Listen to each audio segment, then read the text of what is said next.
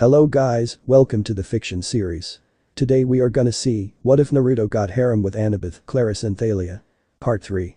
If you want more awesome fan fiction like this, don't forget to hit that subscribe button, so without wasting any time let's get into the video. The group changed into fresh clothes thanks to Naruto. They got food, money, weapons, sports cars, it's like everything they need is in Naruto's Kamui dimension. Annabeth, I'm going to meet someone. Wanna come? I'm sure you would like to meet her, Naruto asked, wanting to surprise her. Who is it, Naruto? Annabeth asked, as Grover and Percy looked on curiously. Naruto winked at her, making her blush a bit at his charming act. That's a surprise, he teased, getting a cute pout from her. Wait, what about us? Grover asked, motioning to him and Percy. You can also come if you want. Cool, I wanna come, Grover said, and Percy nodded. I guess we have time to meet whoever Naruto is going to meet, Annabeth said unsurely. Naruto nodded, and his eyes changed into eternal Mangekyou Sharingan. Kamui. A distortion-like portal opened in front of them. Well, come on, he said as he walked forward. The others followed him and looked around. They were in some kind of white room with old music playing. Naruto, where are we?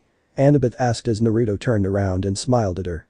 See for yourself, he said, pointing behind her. They turned around, and Grover and Annabeth gasped in shock, while Percy looked confused. In front of them stood Thalia Grace, daughter of Zeus, still wearing punk-looking clothes and short hair. Her face was set into shock as she shakily pointed her finger at Annabeth and Grover. Grover and Annabeth? She asked as she walked toward them. She took a shaky breath as she poked Annabeth's shoulder to check if this was real, as if fearing all of this was just an illusion trying to hurt her. Annabeth threw her arm around the older girl's neck tightly, her face at the crook of her neck, tears streaming down her face. She tried to say something, but she kept sobbing uncontrollably. Thalia wrapped her arm around the girl's waist, whispering soothing words into her ear. Shhhhhhh, I'm here. Still alive and not dead. Thalia, she tried to say, but her hiccup stopped her from talking normally. Shhhhh, I'm okay. I'm here now, Thalia whispered as she rocked the girl back and forth. She looked at the boys and sent a look that clearly said, if you spread about this incident, I will kill you. Grover just chuckled and smiled at Thalia, glad his friend was still alive. Naruto smiled at her, making her blush a bit at his beautiful smile. Annabeth noticed this, she narrowed her eyes at Thalia and released the girl from her ironclad grip. Percy still looked at the scene with a confused and dumbfounded expression. While everybody else was chatting with one another, Naruto was deep in thought, pondering about the Furies. I'm as sure as hell that Uncle Hades will not send the Furies after us. He's not one to go behind someone's back. We had an agreement about Percy. Also, if Mom and Dad come to know about it, he'll have another headache on his hands. But why would the Furies attack us? Were they controlled? He was so lost in his thoughts that he didn't hear the others calling him. Naruto, Thalia called out to him. Thalia, what? He responded, finally snapping out of his reverie. I've been calling you for minutes. Where were you lost? She asked. Oh. Sorry, something on my mind, he replied, still somewhat distracted. After talking and changing with Thalia, Annabeth had given Thalia a challenging look, which Thalia kindly returned. Before they left Limbo, Thalia had made a bold move and kissed him on the lips, shocking everyone and angering Annabeth, whose cheeks remained red. Naruto, Annabeth, Percy, and Grover walked through the woods along the New Jersey riverbank, the glow of New York City, making the night sky yellow behind them, and the smells of the Hudson River filling their noses. After talking and changing with Thalia, Annabeth had given Thalia a challenging look, which Thalia kindly returned. Before they left Limbo, Thalia had made a bold move and kissed him on the lips, shocking everyone and angering Annabeth, whose cheeks remained red. Ever since then, she wouldn't stop clinging to his arm or sensually rubbing his thigh with her finger. Annabeth was livid. She knew she had feelings for the blonde ever since he came to Camp Half-Blood, but she didn't know how to respond to her feelings about him. She glanced at the blonde, feeling butterflies in her stomach. She'd never felt like this before. Was this a crush? Or love? Or maybe admiration? She shook her head. She needed to focus on her quest. Grover was shivering and braying, his big goat eyes turned slit-pupiled and full of terror. 3 kindly ones. All 3 at once. Percy was pretty much in shock himself. The explosion of bus windows still rang in their ears. But Naruto and Annabeth kept pulling them along. Come on. The farther away we get, the better. Grover brayed mournfully. Tin cans, a perfectly good bag of cans. They sloshed across mushy ground, through nasty twisted trees that smelled like sour laundry. The thunderstorm had finally let up. The city glow faded behind them, leaving them in almost total darkness. Percy couldn't see anything of Annabeth except a glint of her blonde hair. Suddenly, Naruto was engulfed in some kind of glowing yellow cloak. The others looked shocked at him, but he said firmly, keep moving. They nodded. You haven't left Camp Half-Blood since you were 7? Percy asked her. Naruto decided to listen in. No, only short field trips. My dad, the history professor. Yeah. It didn't work out for me living at home. I mean, Camp Half-Blood is my home. She was rushing, her words out now, as if she were afraid somebody might try to stop her. At camp you train and train. And that's all cool and everything, but the real world is where the monsters are. That's where you learn whether you're any good or not. If Naruto and Percy didn't know better, they could have sworn they heard doubt in her voice. You're pretty good with that knife, Naruto said. Annabeth blushed at the compliment. You think so? Anybody who can stand against a fury is okay by me. Naruto smiled at her, making her blush more. Percy nodded along with his blonde friend's words. Annabeth smiled, a beautiful smile, Naruto noted. You know, she said, maybe I should tell you something funny back on the bus. Whatever she wanted to say was interrupted by a shrill toot-a-toot, like the sound of an owl being tortured. Hey, my reed pipes still work. Grover cried. If I could just remember a Find Path song, we could get out of these woods. He puffed out a few notes, but the tune still sounded suspiciously like Hilary Duff. Percy suddenly slammed into a tree and got a nice-sized nod on his head. Add to the list of superpowers I did not have. Infrared vision, Percy thought dazedly. Suddenly he realized something.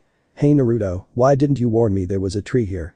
You're the one with better eyes, he asked, pointing at his friend, mentioning his Rinnegan. Naruto looked as if he grew a second head. Percy, I just used my ultimate attack and you expect me not to be tired of using my eyes? Percy sheepishly laughed at this. After Percy tripped, cursed, and generally felt miserable for another mile or so, they started to see light up ahead. The colors of a neon sign. They could smell food. Fried, greasy, excellent food. They kept walking until they saw a deserted 2-lane road through the trees. On the other side was a closed-down gas station, a tattered billboard for a 1990s movie, and one open business, which was the source of the neon light and the good smell. It wasn't a fast food restaurant like Percy hoped.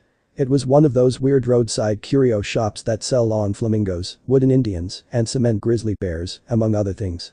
The main building was a long, low warehouse, surrounded by acres of statuary. The neon sign above the gate was impossible for them to read, because if there's anything worse for demigod dyslexia than regular English, it's red cursive neon English. The Percy, it looked like. Ad num sgderan gomen meperum. What the heck does that say? Percy asked. I don't know, Annabeth said. She loved reading so much, Percy forgot she was dyslexic, too. Naruto translated. Auntie M's garden gnome Emporium. Flanking the entrance, as advertised, were 2 cement garden gnomes, ugly bearded little runts, smiling and waving, as if they were about to get their picture taken. They crossed the street, following the smell of the hamburgers. Hey, Grover warned. The lights are on inside, Annabeth said. Maybe it's open. Snack bar, Percy said wistfully. Snack bar, she agreed. Are you too crazy? Grover said. This place is weird. What Grover said is right. Who the hell put garden gnomes as decoration? Naruto started but stopped when he connected the dots. He activated his Sharingan and saw life forms inside the gnomes and narrowed his eyes. The gnomes have life energy in them and are posing as if greeting us. There is too much coincidence, I must not let my guard down. They ignored him. The front lot was a forest of statues. Cement animals, cement children, even a cement satyr playing the pipes. Naruto's eyes burned in anger at the cement children. Medusa is going to pay. La ha ha. Grover bleated. Looks like my Uncle Ferdinand. They stopped at the warehouse door. Don't knock, Grover pleaded. I smell monsters. Your nose is clogged up from the furies, Annabeth told him. All I smell is burgers. Aren't you hungry? Naruto palmed her face. Of course, she can't smell monsters, she's not a satyr. Meat. He said scornfully. I'm a vegetarian. You eat cheese enchiladas and aluminum cans, Percy reminded him. Those are vegetables. Come on. Let's leave. These statues are looking at me. Then the door creaked open, and standing in front of us was a tall Middle Eastern woman. At least, they assumed she was Middle Eastern, because she wore a long black gown that covered everything but her hands, and her head was completely veiled. Her eyes glinted behind a curtain of black gauze. Her coffee-colored hands looked old but well manicured and elegant. Her accent sounded vaguely Middle Eastern, too. She said, children, it is too late to be out all alone. Where are your parents? There, Annabeth started to say. We're orphans, Percy said, hoping he didn't offend Naruto. Orphans? The woman said. The word sounded alien in her mouth. But, my dears. Surely not. We got separated from our caravan, Percy said, getting a disbelieving look from the 3. Our circus caravan. The ringmaster told us to meet him at the gas station if we got lost, but he may have forgotten, or maybe he meant a different gas station. Anyway, we're lost. Is that food I smell? Oh, my dears, the woman said. You must come in, poor children. I am Auntie M. Go straight through to the back of the warehouse, please. There is a dining area. They thanked her and went inside. Annabeth murmured to Percy, circus caravan. Always have a strategy, right? That's just plain dumb, Percy. So what's next if the lady asks what we do as circus freaks, huh? Perhaps we show Grover's leg. Naruto said, raising his eyebrow, making Percy sweat as he hadn't thought about that. Your head is full of kelp, Annabeth murmured under her breath. The warehouse was filled with more statues, people in all different poses, wearing all different outfits and with different expressions on their faces. Naruto noticed Grover's nervous whimper or the way the statues' eyes seemed to follow them. Naruto also noticed the fact that Auntie M had locked the door behind them. He silently tagged an exploding seal on the door for a quick exit. There it was at the back of the warehouse, a fast food counter with a grill, a soda fountain, a pretzel heater, and a nacho cheese dispenser, plus a few steel picnic tables out front. Please, sit down, Auntie M said. Awesome, Percy said. Grover said reluctantly, we don't have any money, ma'am. Before Percy could jab him in the ribs, Auntie M said, no, children. No money. This is a special case, yes. It is my treat for such nice orphans. Thank you, ma'am, Annabeth said. Auntie M stiffened, as if Annabeth had done something wrong, but then the old woman relaxed just as quickly. Naruto noticed and narrowed his eyes, pulling out a kunai with a lightning and flash seal under his sleeve. Quite alright, Annabeth, she said. You have such beautiful gray eyes, child. Naruto rolled his eyes at her acting. He had already noticed they never introduced themselves, yet she already knew their names. Good job, Percy. You just dragged us into more problems, he mentally groaned. The hostess disappeared behind the snack counter and started cooking. Before they knew it, she'd brought them plastic trays heaped with double cheeseburgers, vanilla shakes, and XXL servings of French fries. Percy was halfway through his burger before he remembered to breathe. Annabeth slurped her shake. Grover picked at the fries and eyed the tray's waxed paper liner, as if he might go for that, but he still looked too nervous to eat. Naruto ate his burger slowly, then felt sleepy before it vanished, thanks to his healing factor. He ate more slowly than before. What's that hissing noise? Grover asked. Percy listened but didn't hear anything. Annabeth shook her head. Naruto heard it too, but kept his mouth shut to see what she would do. Hissing? Auntie M asked. Perhaps you hear the deep fryer oil. You have keen ears, Grover. I take vitamins. For my ears. That's admirable, she said. But please, relax. Auntie M ate nothing. She hadn't taken off her headdress, even to cook, and now she sat forward and interlaced her fingers and watched them eat. It was a little unsettling for Percy, having someone stare at him when he couldn't see her face, but he was feeling satisfied after the burger and a little sleepy, and he figured the least he could do was try to make small talk with their hostess. So, you sell gnomes, Percy said, trying to sound interested. Oh, yes, Auntie M said. And animals. And people. Anything for the garden. Custom orders. Statuary is very popular, you know. A lot of business on this road. Not so much, no. Since the highway was built, most cars, they do not go this way now. I must cherish every customer I get. The back of Naruto's mind tingled, as if somebody else were trying to reach him. He turned, but it was just a statue of a young girl holding an Easter basket. The detail was incredible, much better than you see in most garden statues. But something was wrong with her face. It looked as if she were startled or even terrified. Naruto activated his eyes, and his mind suddenly pulled as if someone had used their clan's jutsu on him. Limbo. Naruto looked around and saw some kind of sewer. The sight brought a nostalgic feeling to Naruto but felt different. I thought my mindscape had changed after Madara trained me, he thought, confused as he looked around. Then he noticed the sewer didn't have pipes leaking chakra, just a sewer. Must have been someone else's mindscape, but who? Suddenly, he heard sobbing near a corner of the sewer. He followed the noise until he saw a heartbroken scene. A young girl holding an Easter basket. Her eyes were red and puffy, as if she had been crying for years. Naruto's eyes widened. She was the stone girl he saw earlier. She had red hair that reached her shoulder blades, a cute small nose, and green eyes. Her knees were close to her chest, and she kept rocking back and forth, repeating mommy or I want my big sister again and again. Hello, he said unsurely. She heard him and turned around so fast Naruto worried her neck might snap. Her eyes widened when she saw him. She shakily stood up with her small feet, taking shaky steps toward him, but she stumbled when her knees failed her. Naruto dashed toward her and caught her before she could fall face first. She looked up at his face, tears swelling in her eyes. She raised her hand shakily and slowly, as if she thought he might disappear. She touched his whisker cheek and rubbed his whisker, earning a purr from the back of her throat. Her eyes widened even more before she buried her head into his stomach and sobbed violently. You're real," she whispered. Naruto rubbed her back and whispered soothing words into her ear. "What do you mean I'm real?" Naruto asked as he lifted her up and put her on his lap, brushing her hair with his palm to calm her down. She gripped his jacket tightly. "I don't know. I just smelled food at her place.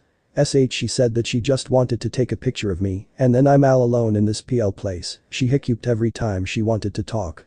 Naruto rubbed her head to comfort her. "Poseidon, Athena, you two are the biggest fools I ever met," he thought angrily. Poseidon raped Medusa, and Athena cursed Medusa, and Medusa hurt everyone. It's all in a cycle. He hated this situation. People would sacrifice something in order to protect something else, be it a close friend or a sibling, even their own child. Madara's words rang in his head. He started to believe the old man was right, but it's too late now. Naruto looked at the girl on his lap. "My name is Naruto Uzumaki. What's your name?" he said with a good guy pose, making her giggle a bit as the sorrowful atmosphere slowly lifted up to normal. Naruto smirked, his plan to cheer the girl up was working. "My name is Amy Elizabeth Dare," she said, giggling slightly at his silly attitude. "Alright, Amy. I promise to free you from this stinky sewer, alright," he said as he got up but was surprised when she hugged his leg with her small arms. She looked up at him with fearful eyes. "Well, wait, please don't leave me here. I'm all alone here," she begged him. Naruto's eyes softened at the frightened child. He looked at her sadly. "Don't worry, Amy. Do you know the oath of Uzumaki I made?" he asked her, making her shake her cute head. Naruto smiled at her. "Once I make a promise, I never break it. I promise on the river Styx I will free you." Even in the Mindscape, Naruto could hear the thunder booming in his ear, but Amy just looked at him confusingly. "Styx?" she asked, tilting her head to the side cutely. Naruto smiled at her. "Back in real world." "Ah," Auntie M said sadly. "You notice some of my creations do not turn out well. They are marred. They do not sell. The face is the hardest to get right. Always the face." "You make these statues yourself?" Percy asked. "Oh, yes. Once upon a time, I had two sisters to help me in the business, but they have passed on, and Auntie M is alone. I have only my statues. This is why I make them, you see. They are my company." The sadness in her voice sounded so deep and real that Percy couldn't help feeling sorry for her. Naruto glared at her before his eyes softened a bit. Sure, she's on the wrong path here, but she isn't completely to blame. Poseidon, Athena, Naruto thought with a frown. Annabeth had stopped eating. She sat forward and said, "Two sisters. It's a terrible story," Auntie M said. "Not one for children, really. You see, Annabeth, a bad woman was jealous of me long ago when I was young. I had a boyfriend, you know, and this bad woman was determined to break us apart. She caused a terrible accident. My sisters stayed by me. They shared my bad fortune as long as they could, but eventually, they passed on. They faded away. I alone have survived, but at a price. Such a price." Percy wasn't sure what she meant, but he felt bad for her. His eyelids kept getting heavier, his full stomach making him sleepy. Poor old lady. Who would want to hurt somebody so nice? "Percy?" Annabeth was shaking him to get his attention. "Maybe we should go. I mean, the ringmaster will be waiting." Annabeth sounded tense. Grover was eating the waxed paper off the tray now. "Such beautiful gray eyes," Auntie M told Annabeth again. "My, yes, it has been a long time since I've seen gray eyes like those." She reached out as if to stroke Annabeth's cheek, but Annabeth stood up abruptly. "We really should go," she hastily said. "Yes." Grover swallowed his waxed paper and stood up. "The ringmaster is waiting." "Right." Naruto said nothing. He had a promise to keep and he'd be damned if he broke it. Percy didn't want to leave. He felt full and content. Auntie M was so nice. He wanted to stay with her a while. "Please, dears," Auntie M pleaded. "I so rarely get to be with children. Before you go, won't you at least sit for a pose?" Naruto's eyes narrowed. So that's how she turned people to stone. She drugged them and asked them to sit in front of her before she revealed her face. He gripped the kunai with the seal of lightning and tightened his grip. "The pose?" Annabeth asked warily. "The photograph. I would use it to model a new statue set. Children are so popular, you see. Everyone loves children." "Yeah, loves children," Naruto snorted mentally. "If turning Amy into a statue is love, then she has a problem." Annabeth shifted her weight from foot to foot. "I don't think we can, ma'am." "Come on, Percy." "Sure we can," he said. He was irritated with Annabeth for being so bossy, so rude to an old lady who just fed them for free. "It's just a photo, Annabeth. What's the harm?" "Yes, Annabeth," the woman purred. "No harm." He could tell Annabeth didn't like it, but she allowed Auntie M to lead them back out the front door into the garden of statues. Auntie M directed us to a park bench next to the stone satyr. "Now," she said, "I'll just position you correctly. The young girl in the middle, I think, and the two young gentlemen on either side." "Not much light for a photo," Percy remarked. "Oh, enough," Auntie M said. "Enough for us to see each other, yes?" "Where's your camera?" Grover asked. Auntie M stepped back, as if to admire the shot.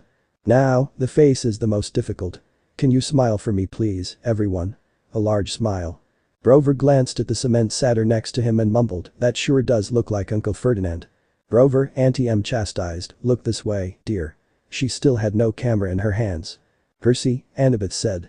Some instinct warned him to listen to Annabeth, but he was fighting the sleepy feeling, the comfortable lull that came from the food and the old lady's voice. "I will just be a moment," Auntie M said. "You know, I can't see you very well in this cursed veil." "Percy, something's wrong," Annabeth insisted. Naruto brought out his kunai, ready to throw. "Wrong?" Auntie M said, reaching up to undo the wrap around her head. "Not at all, dear. I have such noble company tonight. What could be wrong?" "That is Uncle Ferdinand." Grover gasped. "Look away from her," Annabeth shouted. She whipped her Yankees cap onto her head and vanished.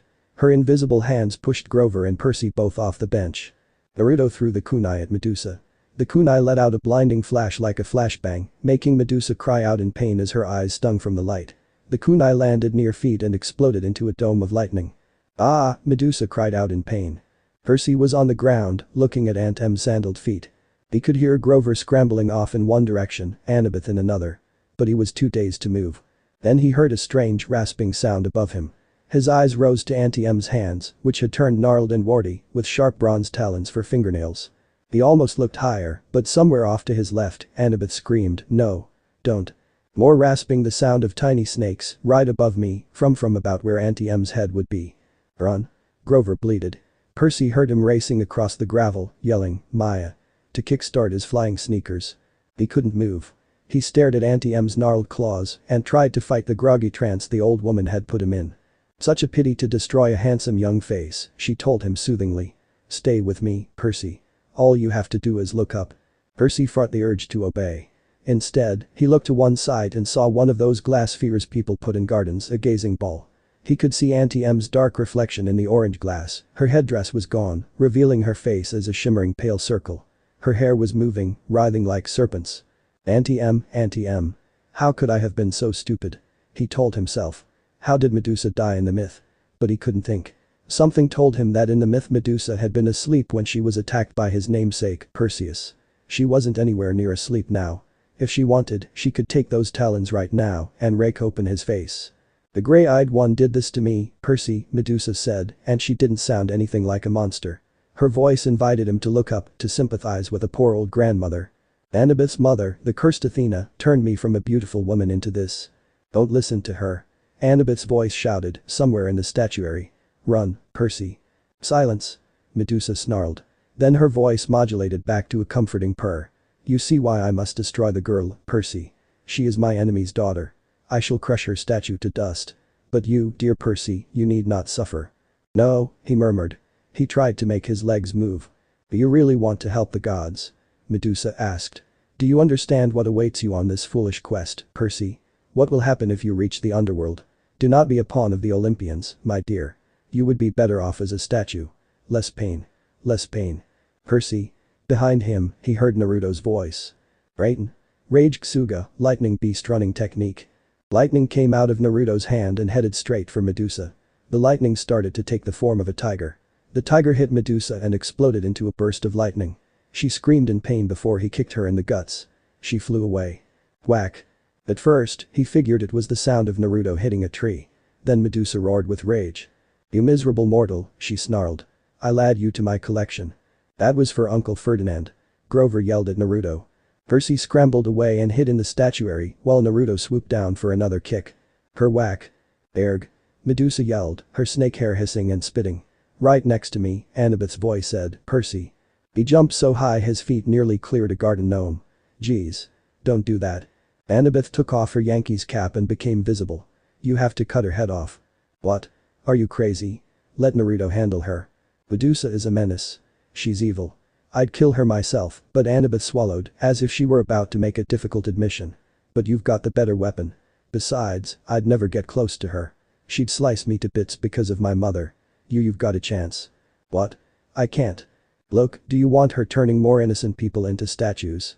She pointed to a pair of statue lovers, a man and a woman with their arms around each other, turned to stone by the monster.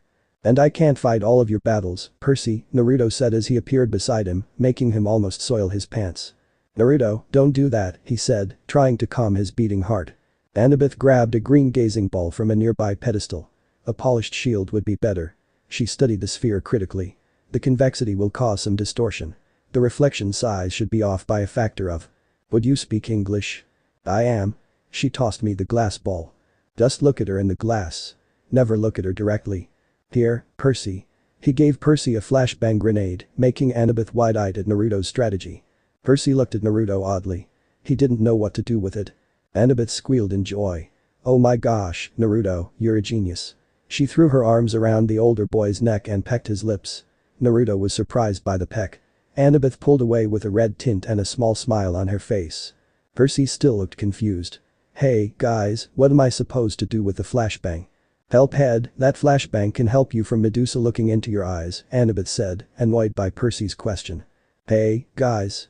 Grover yelled somewhere above them. I think she's unconscious. Brewer. Maybe not, Grover corrected. He went in for another pass with the tree branch. Hurry, Annabeth told me. Grover's got a great nose, but he'll eventually crash. Percy took out his pen and uncapped it. The bronze blade of Riptide elongated in his hand. Before he could move, Naruto grabbed his hand. Percy, just throw the flashbang. Do not cut her head off. I've got some plans for her. Percy nodded. He followed the hissing and spitting sounds of Medusa's hair. He kept his eyes locked on the gazing ball, so he would only glimpse Medusa's reflection, not the real thing. Then, in the green-tinted glass, he saw her. Grover was coming in for another turn at bat, but this time he flew a little too low. Medusa grabbed the stick and pulled him off course. He tumbled through the air and crashed into the arms of a stone grizzly bear with a painful umph. Medusa was about to lunge at him when he yelled, hey. Percy pulled the pin off and threw it at Medusa. The grenade exploded into a bright flash, making her cry in pain again at the light. Naruto dashed at her, then kept punching her in the eyes so she couldn't open her eyes because of the pain. Medusa cried out as her eyes kept getting hits, blood spilling from her head as she tried to get up. Naruto came over and punched her in the face, making the snake's hiss and blood come out of her mouth, her face full of bruises. Every time he punched her face, he kept getting visions of her past, from Poseidon raping her to Athena cursing her, the children she turned to stone. Everything. Naruto let up as her legs began to wobble, but she wouldn't fall. Why? She wheezed. Naruto, kill her. Annabeth screamed. Naruto grabbed her throat and lifted her up, her face began to blue from the lack of oxygen. Why won't you kill me? She crooned out. Naruto's eyes hardened. For Amy. What Naruto did to her shocked everyone. He lowered her to the ground and put his palm against her face. Ninja absorption soul technique. Naruto pulled her curse, but not strong enough to pull her soul. He absorbed the curse and purged it out of his system. The snakes on her head crumbled away, leaving long silky black hair. Her skin began to revitalize itself and regain its lost color. The wrinkles that marred her face began to recede and disappear. Her once lifeless black eyes turned bright green. Naruto also healed the bruises and broken bones on her face and body. Naruto backed away from her, her face set into shock. Tears welled in her eyes, but not only hers. The others who had been turned into stones changed back into normal once more. Amy rushed toward Naruto and hugged his leg, saying thank you over and over again. Naruto just smiled solely at her and patted her head. Suddenly, he felt someone hugging him. He felt something squishy pressed against his chest. He looked at Medusa, who was kissing him, tears streaming down her cheek. Thank you, she said gratefully. Naruto shook his head. It's Amy who you should thank. She looked down at the girl and picked her up, kissing her cheek, making the little girl giggle. Are you okay? She asked Naruto, her voice shocked. Yeah, Naruto smiled at her, making her blush. Grover moaned as he climbed down from the grizzly statue. He had a big welt on his forehead. His green Rasta cap hung from one of his little goat horns, and his fake feet had been knocked off his hooves. The magic sneakers were flying aimlessly around his head. He snatched his shoes out of the air. Percy recapped his sword. Together, the four of them stumbled back to the warehouse. They found some old plastic grocery bags behind the snack counter, ate dinner, and sat around it, too exhausted to speak. Finally, Percy said, so we have Athena to thank for this monster. Annabeth flashed him an irritated look. Your dad, actually. Don't you remember? Medusa was Poseidon's girlfriend. They decided to meet in my mother's temple. That's why Athena turned her into a monster. Medusa and her two sisters, who had helped her get into the temple, they became the three Gorgons. That's why Medusa wanted to slice me up, but she wanted to preserve you as a nice statue. She's still sweet on your dad. You probably reminded her of him. Naruto scowled at that. Percy's face was burning. Oh, so now it's my fault we met Medusa. Annabeth straightened. In a bad imitation of Percy's voice, she said, it's just a photo, Annabeth. What's the harm? Forget it, he said. You're impossible. You're insufferable. You're… Enough, Naruto interrupted sharply. I'm tired from using my technique and I need to rest. So shut up. What had Medusa said? Do not be a pawn of the Olympians, my dear. You would be better off as a statue. Percy mused on what Medusa said. Percy got up. I'll be back. Percy, Annabeth called after him. What are you? Naruto shook his head, making her jaw clench. Percy searched the back of the warehouse until he found Medusa's office. Her account book showed her 6 most recent sales, all shipments to the underworld to decorate Hades and Persephone's garden. According to one freight bill, the underworld's billing address was Doe Recording Studios, West Hollywood, California. He folded up the bill and stuffed it in his pocket. Naruto appeared behind him. Boo! He yelled, making Percy jump. Naruto, what the hell? Don't do that. Percy yelled, putting his hand on his chest, trying to calm his beating heart. Naruto snickered. In the cash register, he found $20, a few golden drachmas, and some packing slips for Hermes Overnight Express, each with a little leather bag attached for coins. He rummaged around the rest of the office until he found the right-sized box. Let's go, Percy, Naruto said as they disappeared in a red and black lightning. They appeared back with a group, satyrs, children, men, and women crying happily that they were free. Medusa, he called out, making her look at him. I'm gonna send you to Camp Half-Blood temporarily. I have no doubt that Athena is mad at me for lifting your curse. My best hope is that you live in my mother's cabin for a while. I will talk with Athena about this. Just go tell Chiron that you are under my protection, he said as she smiled. Big brother, where are you going? Amy asked in a hurt and upset tone. She didn't want her big brother to go. Naruto smiled at her. I have things to do, Amy, but I will buy you an ice cream if you stay with Medusa, he said as she beamed at him happily. I will take care of her, Medusa said, smiling. Naruto nodded, and his eyes changed into the eternal Manjikyu Sharingan. Sharingan. A distortion-like portal appeared in front of them, showing his cabin inside. I'll see you later. Athena is conflicted. She is angry, longing, and worried all at the same time. She knew Naruto had lifted that curse she placed on Medusa, but can you blame her? She was angry at the time, it was all Poseidon's fault. She didn't want her beloved wrath if she has anything to say about it. Speaking of her beloved, she fell for him when they played his mind games, shogi. If others hear her say that, the Olympians would probably laugh at her face for falling in love because of board games. She still remembers the day she fell for him. Flashback. And that's checkmate, Naruto said, watching as Athena tore at her hair in frustration across from him at the shogi board in Athena's temple. The labyrinthine structure was lined with bookshelves, a maze that only Naruto's Rinnegan could navigate without getting lost. Why do I remember your tactics and still lose? It makes no sense. Athena cried out, snatching Naruto's cherry cake and devouring it hungrily, her eyes fixated on the shogi board, already planning her next moves based on Naruto's strategy. Naruto chuckled. What she didn't realize was his unpredictability. While Athena's moves were strategic and anticipated, Naruto's seemingly foolish moves added an element of surprise before he executed his strategy, making him unpredictable in their matches. Well, Athena, it's late. I should head back to my mother's temple, he announced after 3 hours of intense gamma play. Playing shogi together had become a ritual for them, a form of family bonding. Athena grabbed Naruto's arm, glaring at him as if he had committed a grave offense. Tomorrow, we play again, she declared, her cheeks still puffed from the food she had yet to swallow. Naruto couldn't help but find her adorable. Of course, Athena. I'll come tomorrow, he promised, though she continued to glare until finally nodding, her cheeks still puffed. Before leaving, Naruto flicked her forehead gently, causing her to widen her eyes. Don't speak while eating, Athena. It's bad for you. Swallow your food first, he advised, his tone oddly paternal or perhaps even that of a lover reprimanding her. Blushing furiously, Athena lowered her head, hiding her flushed cheeks behind her hair. Don't be late tomorrow, she murmured as Naruto nodded, making his way out of her temple. What is this feeling in my chest? Athena wondered, her heart racing as she blushed, a hint of anticipation lingering in the air. Flashback end. Ever since then, Athena's feelings for Naruto kept growing day by day. She found herself at a loss for how to respond to these emotions, much like her daughter. Then, Artemis discovered her mother's feelings for the blonde. The next thing she knew, Artemis was glaring at her and distancing herself. Athena noticed the smug looks Artemis would send her way, and one day she even mouthed, I've given him a hickey and you haven't. This ignited a fiery rage and jealousy within Athena. She knew her daughter also had feelings for Naruto, but she hoped it was only brotherly love. Chaos knew this was the first time she had truly loved someone, rather than just favoring them like other mortals. Athena had thought she could confide in her daughter about her feelings for Naruto, but now she worried if the blonde didn't feel the same way. Determined to confess her feelings to Naruto after their quest, Athena felt an urgent need to hurry, lest that cursed Medusa take her man away. She was resolved to win Naruto's heart and nothing would stand in her way. If he didn't return her feelings, she vowed to pursue him relentlessly from Sundays to Saturdays. Later that night, they camped out in the woods, 100 yards from the main road, in a marshy clearing that local kids had obviously been using for parties. The ground was littered with flattened soda cans and fast food wrappers. Lokuten. Shichika no Jutsu, wood style. 4-pillar house jutsu, Naruto said, as wooden pillars emerged from the ground and twisted together into a huge mansion. Annabeth, Percy, and Grover thanked Naruto gratefully and walked inside the house. They had seen Naruto making houses at Camp Half-Blood, so witnessing him create a mansion wasn't shocking. Inside the mansion, they found everything they needed, just as they expected.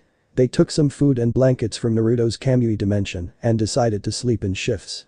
Naruto volunteered to take the first watch. Annabeth made Naruto tuck her in and gave him a goodnight peck before curling up on the blankets and falling asleep almost instantly. Grover fluttered with his flying shoes to the roof of the mansion, leaned against it, and gazed at the night sky alongside Naruto and Percy. Go ahead and sleep, Naruto told him. I'll wake you if there's trouble, but I doubt there will be any on my watch. Grover and Percy nodded, but still didn't close their eyes. Grover sighed, expressing his sadness about the state of the environment. It makes me sad, guys, he said, pointing at all the garbage on the ground. And the sky, you can't even see the stars. They've polluted the sky. This is a terrible time to be a satyr. Naruto suggested Grover was like an environmentalist, to which Grover glared at him. He explained the significance of finding Pan, the god of the wild, nature, and satyrs, who disappeared 2,000 years ago. He expressed his determination to be the first searcher to return alive and find Pan. Naruto encouraged Grover, promising to help him in his quest and have a drink together afterward. Grover smiled warmly, appreciating Naruto's support. As they talked, a strange breeze rustled through the clearing, carrying the scent of berries, wildflowers, and clean rainwater. It momentarily overpowered the stench of trash and muck, offering a glimpse of what the woods might have been like in the past. Percy asked Grover about their quest and the challenges they faced. Grover explained the long-standing tradition of searchers seeking Pan and his personal determination to succeed. Naruto intervened when Grover seemed weighed down by his past mistakes, offering words of encouragement and advice like a caring mother. Grover nodded, seeming to take Naruto's words to heart.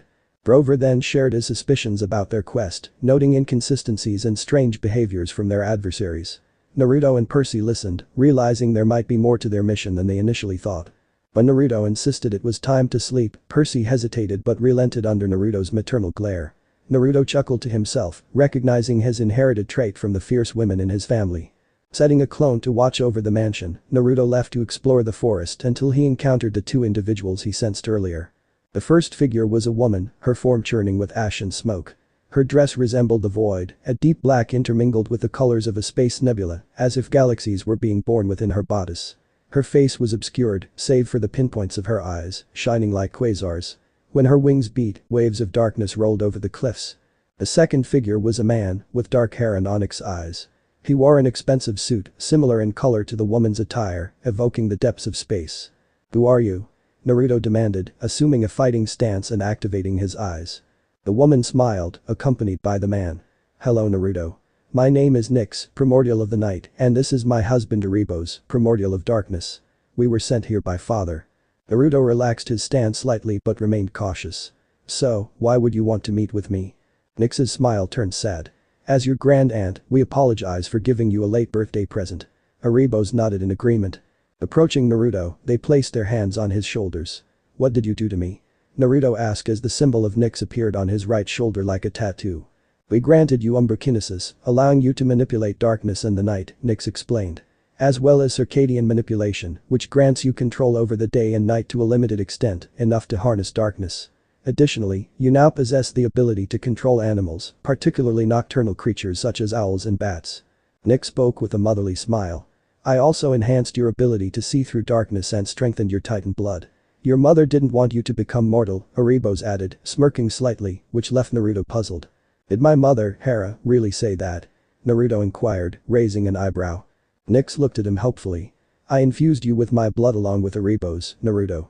Would you allow us to be your parents? Naruto's eyes widened in shock. After a momentary pause, he smiled softly. I would like that. Nyx beamed happily, and Aribo smiled at him. Nyx stepped forward and hugged him. Naruto, you're welcome to come to our home whenever you want, okay? She said softly. Naruto nodded, and with a flash of darkness, they disappeared. Percy's dream. Percy found himself standing in a dark cavern, facing a vast gaping pit. Gray mist creatures swirled around him, whispering eerie fragments of smoke that he instinctively recognized as the spirits of the dead. They tugged at his clothes, attempting to drag him back, but an irresistible force pushed him forward toward the edge of the chasm. Gazing down made him dizzy. The pit stretched wide and impossibly deep, engulfed in an unfathomable darkness. Yet, he sensed something sinister stirring within its depths, something malevolent and immense. The little hero, a voice echoed from the depths, its tone amused yet ancient and weighty. It wrapped around him like heavy chains. Too weak, too young, but perhaps you will suffice. The voice continued, its words chilling. They have deceived you, boy. Strike a bargain with me. I can grant you what you desire. The shimmering image materialized above the void, his mother, frozen in the moment she had dissolved into a shower of gold. Her face contorted in agony, as if still under the Minotaur's grip. Her eyes pleaded with Percy, urging him to flee. Go. Percy tried to respond, but his voice failed him. Laughter echoed from the depths, and an unseen force threatened to pull him into the abyss. He resisted, anchoring himself against the pull. Help me ascend, boy, the voice grew more insistent, more hungering. Retrieve the bolt. Strike against the treacherous gods. Then, he suddenly heard, Tsukiyomi. The shimmering image of Percy's mother faded away, leaving confusion in its wake. What? The voice screamed in rage and disbelief. You will return to your realm and rest in pieces, grandfather, Naruto's voice cut through the darkness. I will not, the voice protested, but Naruto intervened. Shinra Tensei. Real world.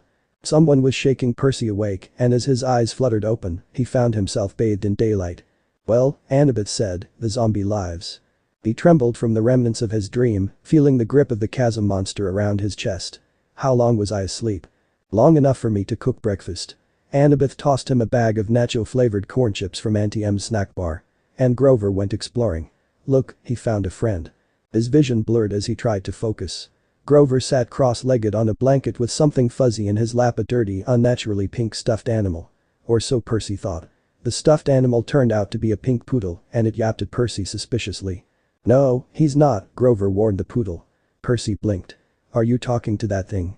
The poodle growled in response. This thing, Grover cautioned, is our ticket west. Be nice to him. You can talk to animals? Percy asked, bewildered. Grover ignored the question. Percy, meet Gladiola. Gladiola, Percy. Percy hesitated, but Annabeth's serious expression prompted him to comply. Hello, he muttered reluctantly, receiving a growl in return. Whipped, Naruto whispered in Percy's ear, earning a glare from Percy before he noticed something odd about Naruto's arm. It appeared to be made of ash and smoke. Naruto, what happened to your arm?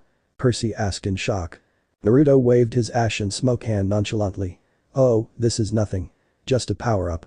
While Percy continued to stare at Naruto's unusual appendage, Grover explained that Gladiola had run away from a rich local family and was willing to help them in exchange for their assistance. How does Gladiola know about the reward? Percy inquired, still fixated on Naruto's arm. He read the signs, Grover replied matter-of-factly. Duh. Of course, Percy muttered sarcastically, the absurdity of the situation not lost on him. Silly me. So, we turn in Gladiola, get the money, and buy tickets to Los Angeles. Simple, Annabeth explained, trying to sound strategic. Naruto gave her a deadpan look. Yeah, just met two, I repeat, two kindly ones, and we're traveling with one of the big three demigods. Yeah, simple. Annabeth blushed at his remark. Percy couldn't shake off the haunting images from his dream, the whispering voices of the dead, the sinister presence in the chasm, and the shimmering image of his mother turning to gold. He knew that journeying to the west might hold more challenges. Not another bus, Percy said wearily. No, Annabeth agreed, pointing downhill toward train tracks they hadn't seen in the dark. There's an Amtrak station half a mile that way. Gladiola says the westbound train leaves at noon. Okay, Percy agreed, but before they could proceed, Naruto grabbed his arm. We need to talk, Naruto said urgently, and they vanished in a distortion. Hamui dimension. Percy, I know you're worried about your mom, but believe me, she's safe. Nothing can harm her at Camp Half-Blood, Naruto reassured Percy, his voice firm and confident. But in my dream, Percy began, but Naruto cut him off. That was just an illusion, Percy. Do you know who our grandfather is? Naruto asked, his expression serious. Percy thought for a moment before his eyes widened in realization. You mean Chronos? Naruto nodded gravely. I believe the Crooked One is behind all of this, the theft of the lightning bolt and Hades' godly weapon. He's pulling the strings, manipulating events like a puppet master. They spent 2 days on the Amtrak train, traveling westward through hills, over rivers, past amber waves of grain. They weren't attacked once, but Percy couldn't relax. He felt as though they were traveling inside a display case, being observed from above and maybe even from below, with something waiting for the right opportunity. For the rest of the day, Percy alternated between pacing the length of the train, finding it difficult to sit still, and looking out the windows. Once, he and Naruto spotted a family of centaurs galloping across a wheat field, bows at the ready as they hunted for lunch. The young centaur boy, about the size of a second grader on a pony, caught Naruto's eye and waved, to which Naruto happily waved back. Percy glanced around the passenger car, but nobody else seemed to have noticed. The other adult passengers were engrossed in their laptops or magazines. Later, toward evening, they caught sight of something huge moving through the woods. Percy could have sworn it was a lion, except that lions don't live wild in America, and this creature was the size of a Hummer. Its fur glinted gold in the evening light before it leaped through the trees and disappeared. The reward money for returning Gladiola the poodle had only been enough to purchase tickets as far as Denver. They couldn't secure berths in the sleeper car, so they dozed in their seats. Percy's neck got stiff and he tried not to drool in his sleep, with Annabeth sitting right next to him. Annabeth remarked that Naruto was warm and tried to get closer for heat, eventually sitting on his lap and pressing her back against his strong chest, causing her to blush. Grover kept snoring and bleeding, waking Percy up multiple times. Once, he shifted around and his fake foot fell off. Naruto and Percy had to stick it back on before any other passengers noticed. So, Annabeth asked Percy once they had fixed Grover's sneaker, shaking her hips a bit, making Naruto's eyes twitch, who was in your dream that you didn't want to help? Percy hesitated to answer. It was the second time he had dreamt about the evil voice from the pit. He shook his head, and though Annabeth frowned slightly, she didn't press further, wishing she knew the answer. He thought about what Grover had told him, that the Furies on the bus seemed to have been looking for something. Where is it? Where? Maybe Grover sensed his emotions. He snorted in his sleep, muttered something about vegetables, and turned his head. Annabeth readjusted his cap to cover his horns. Percy, you know it's better to let it out, she urged. Percy shook his head again, and Annabeth sighed, giving up. Her hand crept up to her necklace, fingering a glazed white bead painted with the image of a pine tree, one of her clay end of summer tokens. What would you do if it were your dad who was kidnapped? Percy asked. That's easy, she replied. I'd leave him to rot. You're not serious. Annabeth's gray eyes locked onto his. She wore the same expression she had worn in the woods at camp the moment she drew her sword against the hellhound. My dad has resented me since the day I was born, Percy, she said. He never wanted a baby. When he got me, he asked Athena to take me back and raise me on Olympus because he was too busy with his work. She wasn't happy about that. She told him heroes had to be raised by their mortal parent. Naruto rubbed her shoulder to comfort her, eliciting a smile. But how, I guess you weren't born in a hospital. I appeared on my father's doorstep in a golden cradle, carried down from Olympus by Zephyr the West Wind. You'd think my dad would remember that as a miracle, right? Like, maybe he'd take some digital photos or something. But he always talked about my arrival as if it were the most inconvenient thing that had ever happened to him. When I was 5, he got married and totally forgot about Athena. He got a regular mortal wife and had 2 regular mortal kids and tried to pretend I didn't exist. Percy stared out the train window as the lights of a sleeping town passed by. Well, at least you get a family in Camp Half-Blood, Naruto said, trying to lift Annabeth's spirits. She rewarded him with a kiss on the cheek. My mom married a really awful guy, Percy told her. Grover said she did it to protect me, to hide me in the scent of a human family. Maybe that's what your dad was thinking. Annabeth kept worrying at her necklace, pinching the gold college ring that hung with the beads. Percy and Naruto wondered why she wore it if she hated him so much. He doesn't care about me, she said. His wife, my stepmom, treated me like a freak. She wouldn't let me play with her children. My dad went along with her. Whenever something dangerous happened, something with monsters, they would both look at me resentfully, like, how dare you put our family at risk. Finally, I took the hint. I wasn't wanted. I ran away. How old were you? Same age as when I started camp. 7. Naruto winced at that. But you couldn't have gone all the way to Half-Blood Hill by yourself. Not alone, no. Athena watched over me, guided me toward help. I made a couple of unexpected friends who took care of me, for a short time, anyway. Percy wanted to ask what happened, but Annabeth seemed lost in sad memories. So he listened to the sound of Grover snoring and gazed out the train windows as the dark fields of Ohio raced by. Towards the end of their second day on the train, June 13, 8 days before the summer solstice, they passed through some golden hills and over the Mississippi River into St. Louis. Annabeth craned her neck to see the gateway arch, which looked to Naruto and Percy like a huge shopping bag handle stuck on the city. "I want to do that," she sighed. "What?" the duo asked, but Naruto had a feeling what she was talking about. "Build something like that. You ever see the Parthenon, Percy?" "Only in pictures." "What about you, Naruto?" "I did, last week, in Greece. Someday, I'm going to see it in person. I'm going to build the greatest monument to the gods, ever. Something that'll last 1,000 years. Percy laughed. "You? An architect?" "Don't laugh, Percy, at anyone's dream. People who don't have dreams don't have much." Percy put his head down in shame, while Annabeth smiled at Naruto. "Yes, an architect. Athena expects her children to create things, not just tear them down, like a certain god of earthquakes I could mention," she taunted at the end. Percy watched the churning brown water of the Mississippi below. "Sorry," Annabeth said. "That was mean. Can't we work together a little?" he pleaded. "I mean, didn't Athena and Poseidon ever cooperate?" Annabeth had to think about it. "I guess the chariot," she said tentatively. "My mom invented it, but Poseidon created horses out of the crests of waves. So they had to work together to make it complete. Then we can cooperate too. Right?" As they rode into the city, Annabeth watched as the arch disappeared behind a hotel. "I suppose," she said at last. They pulled into the Amtrak station downtown. The intercom announced a 3-hour layover before departing for Denver. Grover stretched. Before he was even fully awake, he said, "Food." "Come on, goat boy," Annabeth said. "Sightseeing." "Sightseeing?" Percy and Grover asked. "The gateway arch," she said. "This may be my only chance to ride to the top. Are you coming or not?" Grover and Percy exchanged looks. Percy wanted to say no, but Naruto already beat him to it. "Sure," Naruto said as Annabeth took his hand and dragged him away. Grover shrugged. "As long as there's a snack bar without monsters." The arch was about a mile from the train station. Late in the day, the lines to get in weren't that long.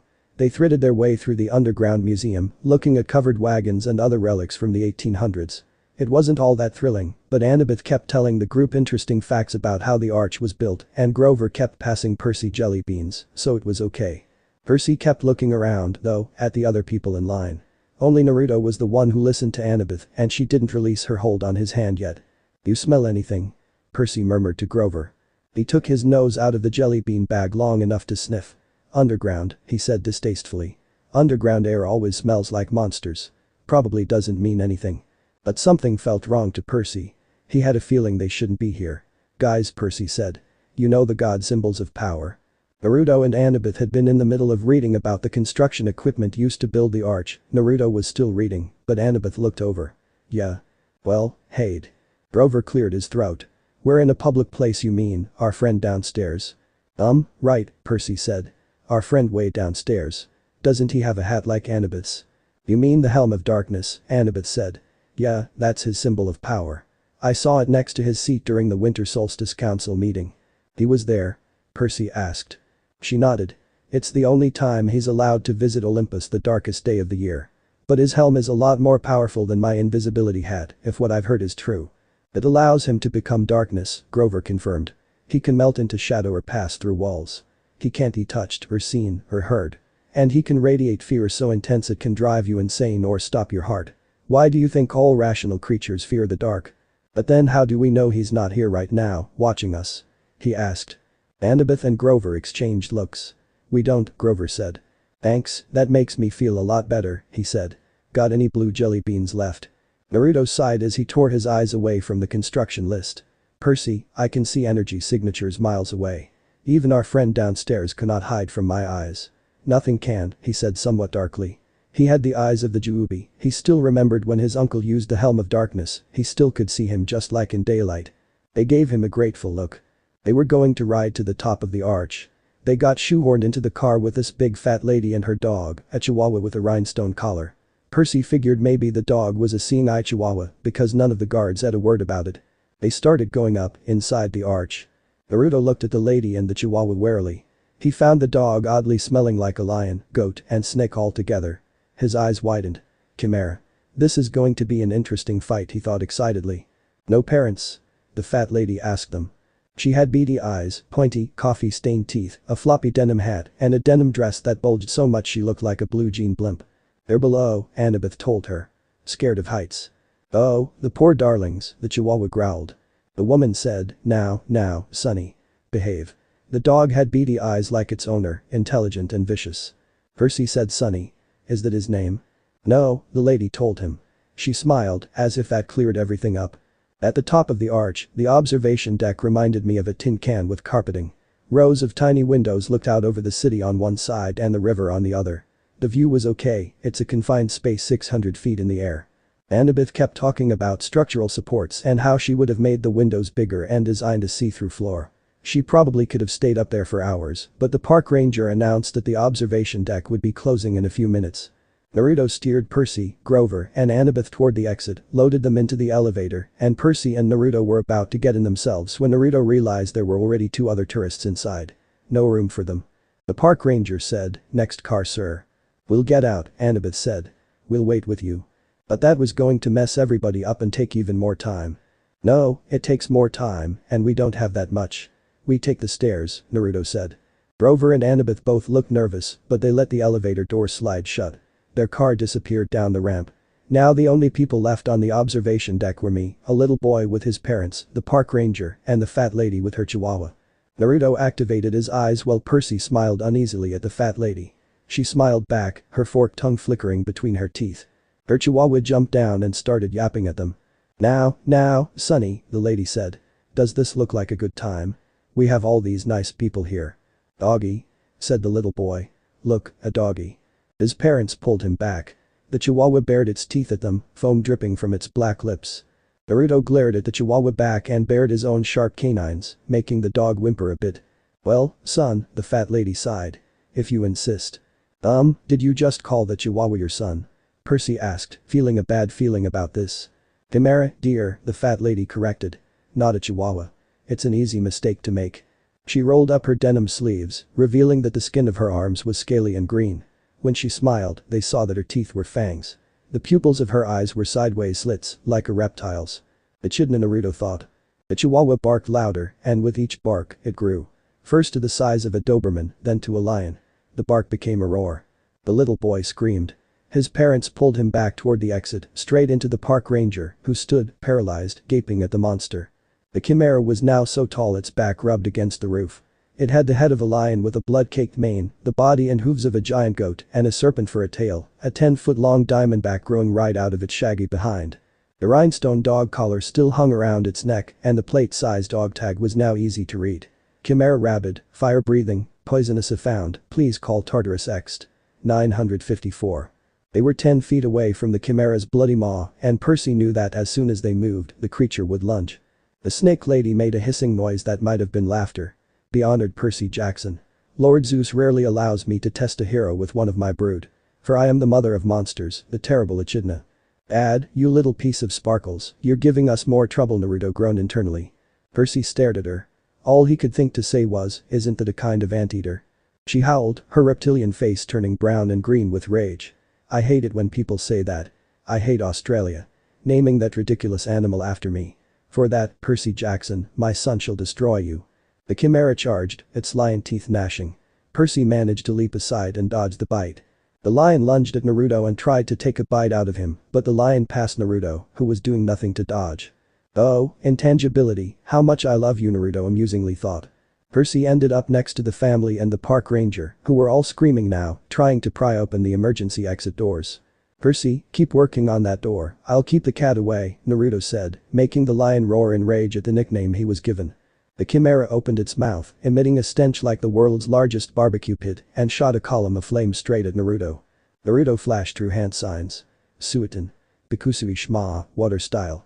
Exploding water shockwave, Naruto spit out a great volume of water from his mouth, swallowing up and crushing the Chimera and hitting the column of fire with the advancing surge. Naruto rode the wave, allowing him to move at high speed and attack the enemy. Percy dove through the small ocean that Naruto created, the carpet soaked with water. Where he had been standing a moment before was a small ocean of the arch. Great, he thought.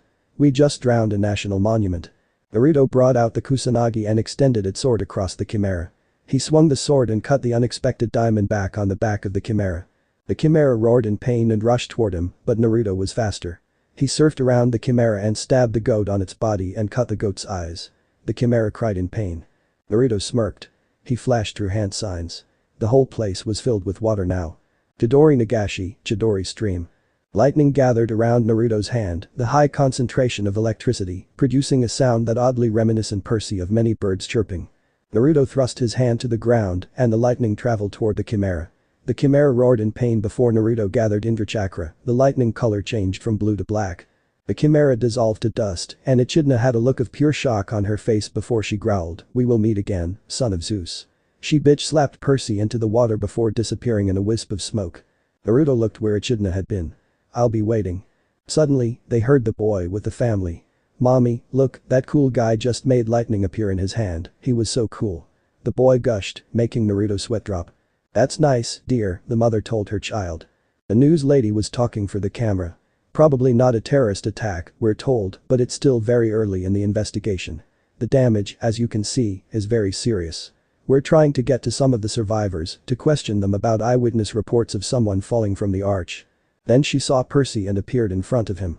"Let's go, Percy, before we become famous and not in a good way," Naruto said as Percy and Naruto disappeared in a flash of darkness. "An adolescent boy," another reporter was saying. Channel 5 has learned that surveillance cameras show an adolescent boy going wild on the observation deck, somehow setting off this freak explosion. "Hard to believe, John, but that's what we're hearing." Again, no confirmed fatalities. Uniformed officers and news reporters were everywhere. Percy almost lost hope of ever finding Annabeth and Grover when a familiar voice bleated, "Percy." They turned and got tackled by Grover's bear hug or goat hug. He said, "We thought you'd gone to Hades the hard way." Annabeth stood behind them, trying to look angry, but even she seemed relieved to see them, especially Naruto. "We can't leave you two alone for 5 minutes. What happened?" "Oh, it's nothing, just some fat old lady needing some help to tame her chihuahua.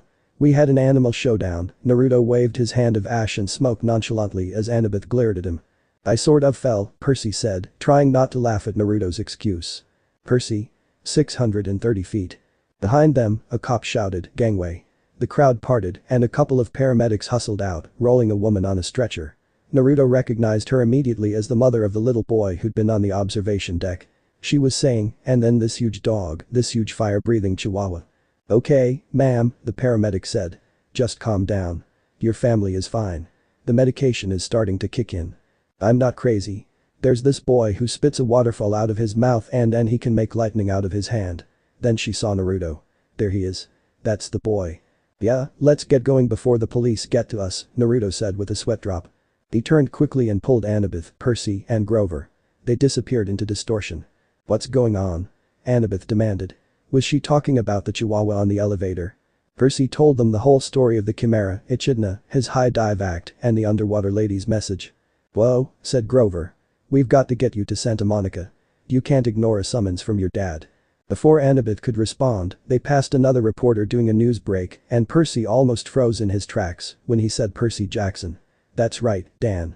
Channel 12 has learned that the boy who may have caused this explosion fits the description of a young man wanted by authorities for a serious New Jersey bus accident 3 days ago.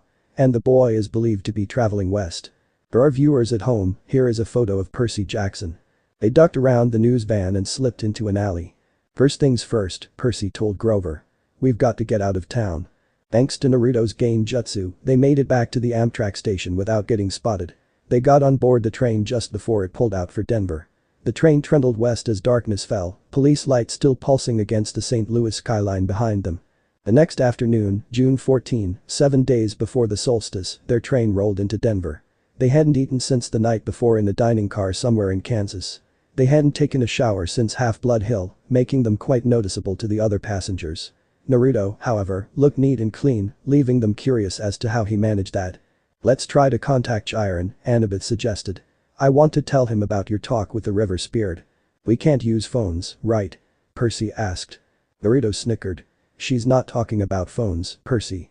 They wandered through downtown for about half an hour. The air was dry and hot, which felt weird after the humidity of St. Louis. Everywhere they turned, the Rocky Mountains seemed to be staring at them like a tidal wave about to crash into the city. They found an empty do-it-yourself car wash and veered toward the stall farthest from the street, keeping their eyes open for patrol cars. They were 3 adolescents hanging out at a car wash without a car. Any cop worth his donuts would figure they were up to no good. "What exactly are we doing?" Percy asked as Grover took out the spray gun. "It's 75 cents, he grumbled. "I've only got 2 quarters left." Annabeth. Don't look at me, she said. The dining car wiped me out. Naruto sighed. Here. He threw Grover 2 quarters, who thanked him. Excellent, Grover said. We could do it with a spray bottle, of course, but the connection isn't as good and my arm gets tired of pumping. What are you talking about? He fed in the quarters and set the knob to fine mist. Iming. Instant messaging. Iris messaging, Percy, Naruto corrected. The rainbow goddess Iris carries messages for the gods. If you know how to ask and she's not too busy, she'll do the same for half-bloods. You summon the goddess with a spray gun? Percy asked. Grover pointed the nozzle in the air and water hissed out in a thick white mist. Unless you know an easier way to make a rainbow. They all looked at Naruto expectantly. What? Can you make a rainbow, Naruto? Annabeth asked cutely, making Naruto twitch. He sighed. Alright, stop with the cute looks. He made a rainbow using water manipulation as Annabeth smiled at him, with a pink hue tinting her cheeks. Annabeth raised the coin over her head. Oh goddess, accept our offering. She threw the drachma into the rainbow and it disappeared in a golden shimmer. Half-Blood Hill, Annabeth requested. For a moment, nothing happened. Then, through the mist, they saw strawberry fields and the Long Island Sound in the distance. They seemed to be on the porch of the big house. Standing with his back to them at the railing was a sandy-haired guy in shorts and an orange tank top. He was holding a bronze sword and seemed to be staring intently at something down in the meadow. Luke. Percy called. He turned, eyes wide. Percy could swear he was standing 3 feet in front of them through a screen of mist, except he could only see the part of him that appeared in the rainbow. Percy? His scarred face broke into a grin. Is that Annabeth and Naruto, too? Thank the gods. Are you guys okay? We're all fine, Annabeth stammered. She was madly straightening her dirty t-shirt, trying to comb the loose hair out of her face. We thought Chiron, I mean. He's down at the cabins. Luke's smile faded. We're having some issues with the campers. Listen, is everything cool with you? Is Grover alright? I'm right here, Grover called. He held the nozzle out to one side and stepped into Luke's line of vision. What kind of issues? Just then, a big Lincoln Continental pulled into the car wash with its stereo turned to maximum hip-hop. As the car slid into the next stall, the bass from the subwoofers vibrated so much, it shook the pavement. Chiron had to. What's that noise? Luke yelled.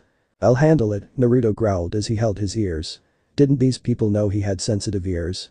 I'll come too, Annabeth yelled back, looking very relieved to have an excuse to get out of sight. Chiron had to break up a fight, Luke shouted to Percy over the music. Things are pretty tense here, Percy. Word leaked out about the Zeus-Poseidon standoff. We're still not sure how, probably the same scumbag who summoned the Hellhound. Now the campers are starting to take sides. It's shaping up like the Trojan War all over again. Aphrodite, Ares, and Apollo are backing Poseidon, more or less. Athena is backing Zeus. Suddenly, they heard chirping bird noises and then silence. Then they heard a manly scream and tires screeching. What was that? Luke asked. Percy and Grover looked at each other and could only think one thing. Naruto. Doing. Probably nothing, Percy said. Percy shuddered to think that Clarisse's cabin would ever be on his dad's side for anything. So what's your status? Luke asked Percy. Chiron will be sorry he missed you. Percy told him pretty much everything, including his dreams. It felt so good to see him, to feel like he was back at camp even for a few minutes. I wish I could be there, Luke told him. We can't help much from here, I'm afraid, but listen, it had to be Hades who took the Master Bolt. He was there at Olympus at the winter solstice. I was chaperoning a field trip and we saw him. But Chiron said the gods can't take each other's magic items directly. That's true, Luke said, looking troubled. Still, Hades has the Helm of Darkness. How could anybody else sneak into the throne room and steal the Master Bolt? You'd have to be invisible. The three were silent until Luke seemed to realize what he'd said. Oh, hey, he protested. I didn't mean Annabeth. She and I have known each other forever. She would never, I mean, she's like a little sister to me, and besides, she likes Naruto. He wondered if Annabeth would like that description. In the stall next to them, the music stopped completely. Listen, are you wearing the flying shoes? I'll feel better if I know they've done you some good. Oh yeah. Percy tried not to sound like a guilty liar. Yeah, they've come in handy. Really? Luke grinned. They fit and everything. The mist started to evaporate. Well, take care of yourself out there in Denver, Luke called, his voice getting fainter. And tell Grover it'll be better this time. Nobody will get turned into a pine tree if he just. But the mist was gone, and Luke's image faded to nothing. Percy was alone with Grover in a wet, empty car wash stall. Annabeth and Naruto came around the corner, laughing, but stopped when they saw his face. Annabeth's smile faded. What happened, Percy? What did Luke say? Not much, he lied, his stomach feeling as empty as a big 3 cabin. Come on, let's find some dinner. Naruto's eyes narrowed at him but didn't call him out. So what happened earlier? We heard a scream, Percy said, and Grover nodded. Oh, nothing much, Annabeth said. Flashback. Excuse me, could you please lower your music? Annabeth asked politely. Just piss off little girl, the driver sneered. You don't have manners do you? And don't talk to Annabeth that way, Naruto defended her, making her smile. Get lost, kid, and take your girlfriend with you, the driver said. Annabeth blushed bright red at the girlfriend part and Naruto sighed. Don't tell me I didn't try. What? Chidori Senbon. The Senbon coated with lightning pierced the radio and destroyed it. Naruto had a cold look on his face as he brought his ash and smoke lightning coated hand in front of his face, creating a scary visage. You listen to me and listen well, Naruto said with a demonic voice. The lightning changed from blue to red, an angry slit in his red flamed eyes. You will shut your mouth about this or. The red chakra burst from Naruto's body and started to take the form of Kurama's face on top of his head. I'd hate to report somebody died by drowning inside of his own car. The driver looked horrified at his visage before he screamed and drove away. Annabeth started to laugh loudly. Ha ha ha ha ha. Oh, that was rich, Naruto. Naruto smiled at her, thanks, now let's go. Flashback end. A few minutes later, they were sitting at a booth in a gleaming crumb diner. All around them, families were enjoying burgers and drinking malts and sodas. Finally, the waitress came over. She raised her eyebrow skeptically. Well? He said, we, want to order dinner. You kids have money to pay for it. Here, and a tip for you, Naruto said, handing her a few rolls of dollars. The waitress widened her eyes at the amount of money, blushing a bit when she saw his face. A rumble shook the whole building, a motorcycle the size of a baby elephant had pulled up to the curb. Oh, wonderful, Naruto muttered under his breath. He smiled at the waitress, making her blush a darker shade of red. Can you take our orders later? She nodded and left. All conversation in the diner stopped. The motorcycle's headlight glared red. Its gas tank had flames painted on it and a shotgun holster riveted to either side, complete with shotguns. The seat was leather, but leather that looked like, well, Caucasian human skin. The guy on the bike would have made pro wrestlers run for mama. He was dressed in a red muscle shirt and black jeans and a black leather duster, with a hunting knife strapped to his thigh. He wore red wraparound shades, and he had the cruelest, most brutal face I'd ever seen, handsome but wicked, with an oily black crew cut and cheeks that were scarred from many, many fights. As he walked into the diner, a hot, dry wind blew through the place. All the people rose, as if they were hypnotized, but the biker waved his hand dismissively, and they all sat down again. Everybody went back to their conversations. The bike slid into our booth, which was way too small for him, and crowded Annabeth against the window. The biker looked at me. Percy couldn't see his eyes behind the red shades, but bad feelings started boiling in his stomach: anger, resentment, bitterness. He wanted to hit a wall. He wanted to pick a fight with somebody. Who did this guy think he was? He gave Percy a wicked grin. So you're old Seaweed's kid, huh? Oh, nice to see you too, Aries, Naruto said sarcastically. Yeah, sure, mama boy, Aries sneered at him. Says the guy who had lived with mother for 1,000 years. Did mom give you a spank for being a bad boy again? Oh wait, Aphrodite already did it, he laughed mockingly as Aries gritted his teeth and glared at him. Percy should have been surprised, or scared, but instead, he felt like he was looking at his stepdad Gabe. He wanted to rip this guy's head off. What's it to you? Annabeth's eyes flashed me a warning. Percy, this is. The biker cut her glare and raised his hand. Sake, he said. I don't mind a little attitude. Long as you remember who's the boss. You know who I am, little cousin. Yeah, because you're too weak for being a god, you need a demigod to work for you, Naruto sneered at Aries, making him glare back. Then it struck Percy why this guy looked familiar. He had the same vicious sneer as some of the kids at Camp Half-Blood, the ones from Cabin 5. You're Clarisse's dad, I said. Aries, god of ponies and idiots, Naruto interrupted, making Aries glare at him again. Aries took off his shades. Where his eyes should have been, there was only fire, empty sockets glowing with miniature nuclear explosions. I heard you broke Clarisse's spear. She was asking for it. Probably. That's cool. I don't fight my kids' fights, you know. What I'm here for. I heard you were in town. I got a little proposition for you. Why? Because you want to spank plank for Aphrodite slapped your ass, Naruto sneered again, while Grover and Annabeth openly gaped at him. The waitress came back with heaping trays of food: cheeseburgers, fries, onion rings, and chocolate shakes. Aries said, dangerous world out there. Which brings me to my proposition. I need you to do me a favor. What favor could I do for a god? Something a god doesn't have time to do himself. It's nothing much. I left my shield at an abandoned water park here in town. I was going on a little date with my girlfriend. We were interrupted. I left my shield behind. I want you to fetch it for me. Why don't you go back and get it yourself? Percy snapped. The fire in his eye sockets glowed a little hotter. Why don't I turn you into a prairie dog and run you over with my Harley? Because I don't feel like it. A god is giving you an opportunity to prove yourself, Percy Jackson. Will you prove yourself a coward? An explosion could be heard, they all turned, and Ares had a horrified look on his face. There were Ares's bike parked or nothing more than ashes now.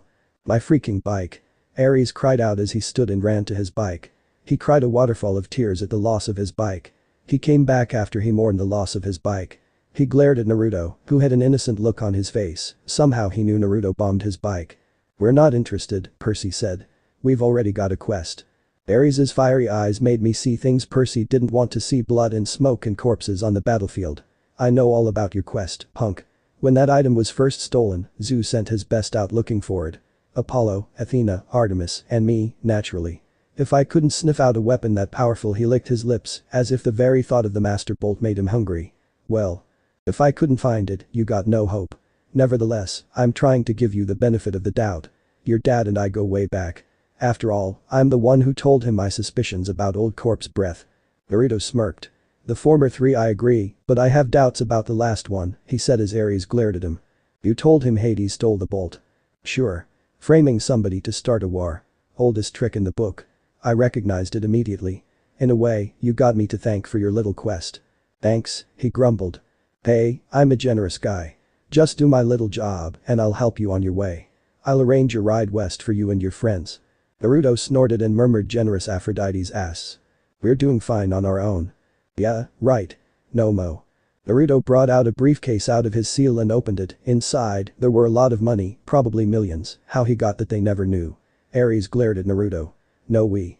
Naruto's eyes changed into eternal manjikyu and distorted portal opened in front of them. Teleportation. Ares gritted his teeth.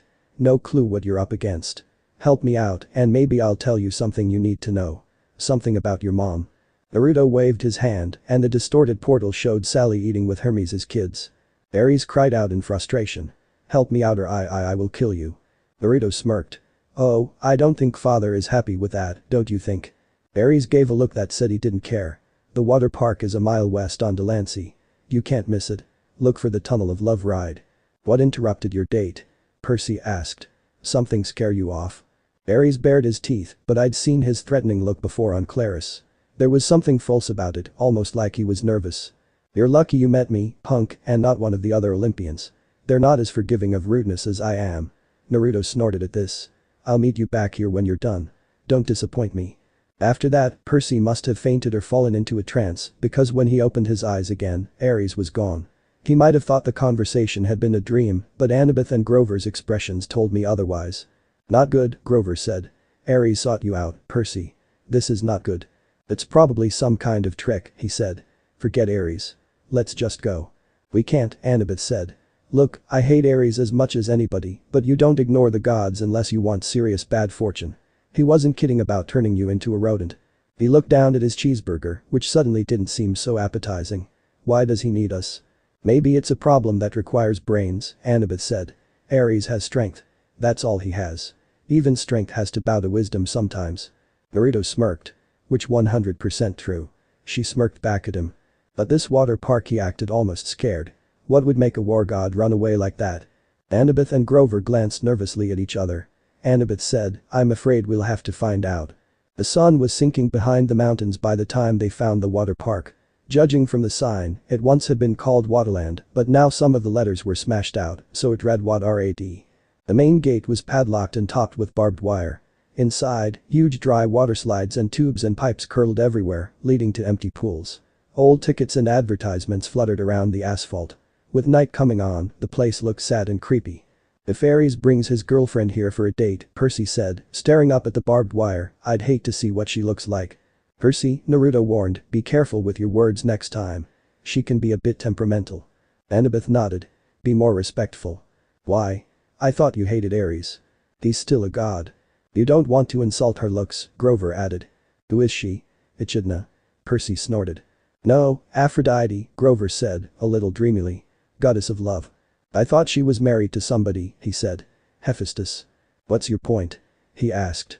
Oh, he suddenly felt the need to change the subject. So how do we get in? Maya. Grover's shoes sprouted wings.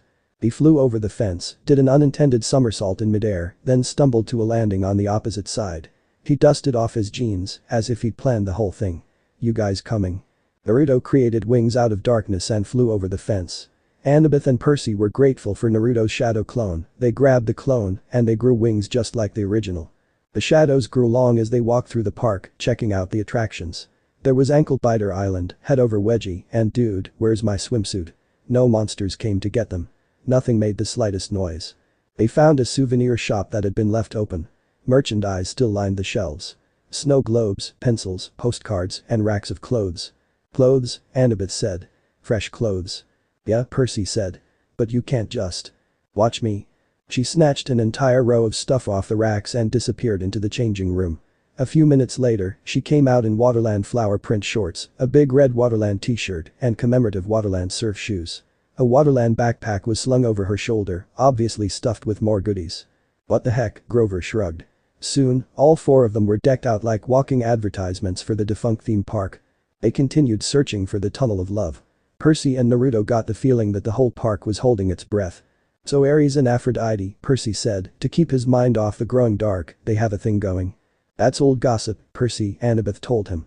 3,000-year-old gossip. What about Aphrodite's husband? Well, you know, she said. Hephaestus. The blacksmith.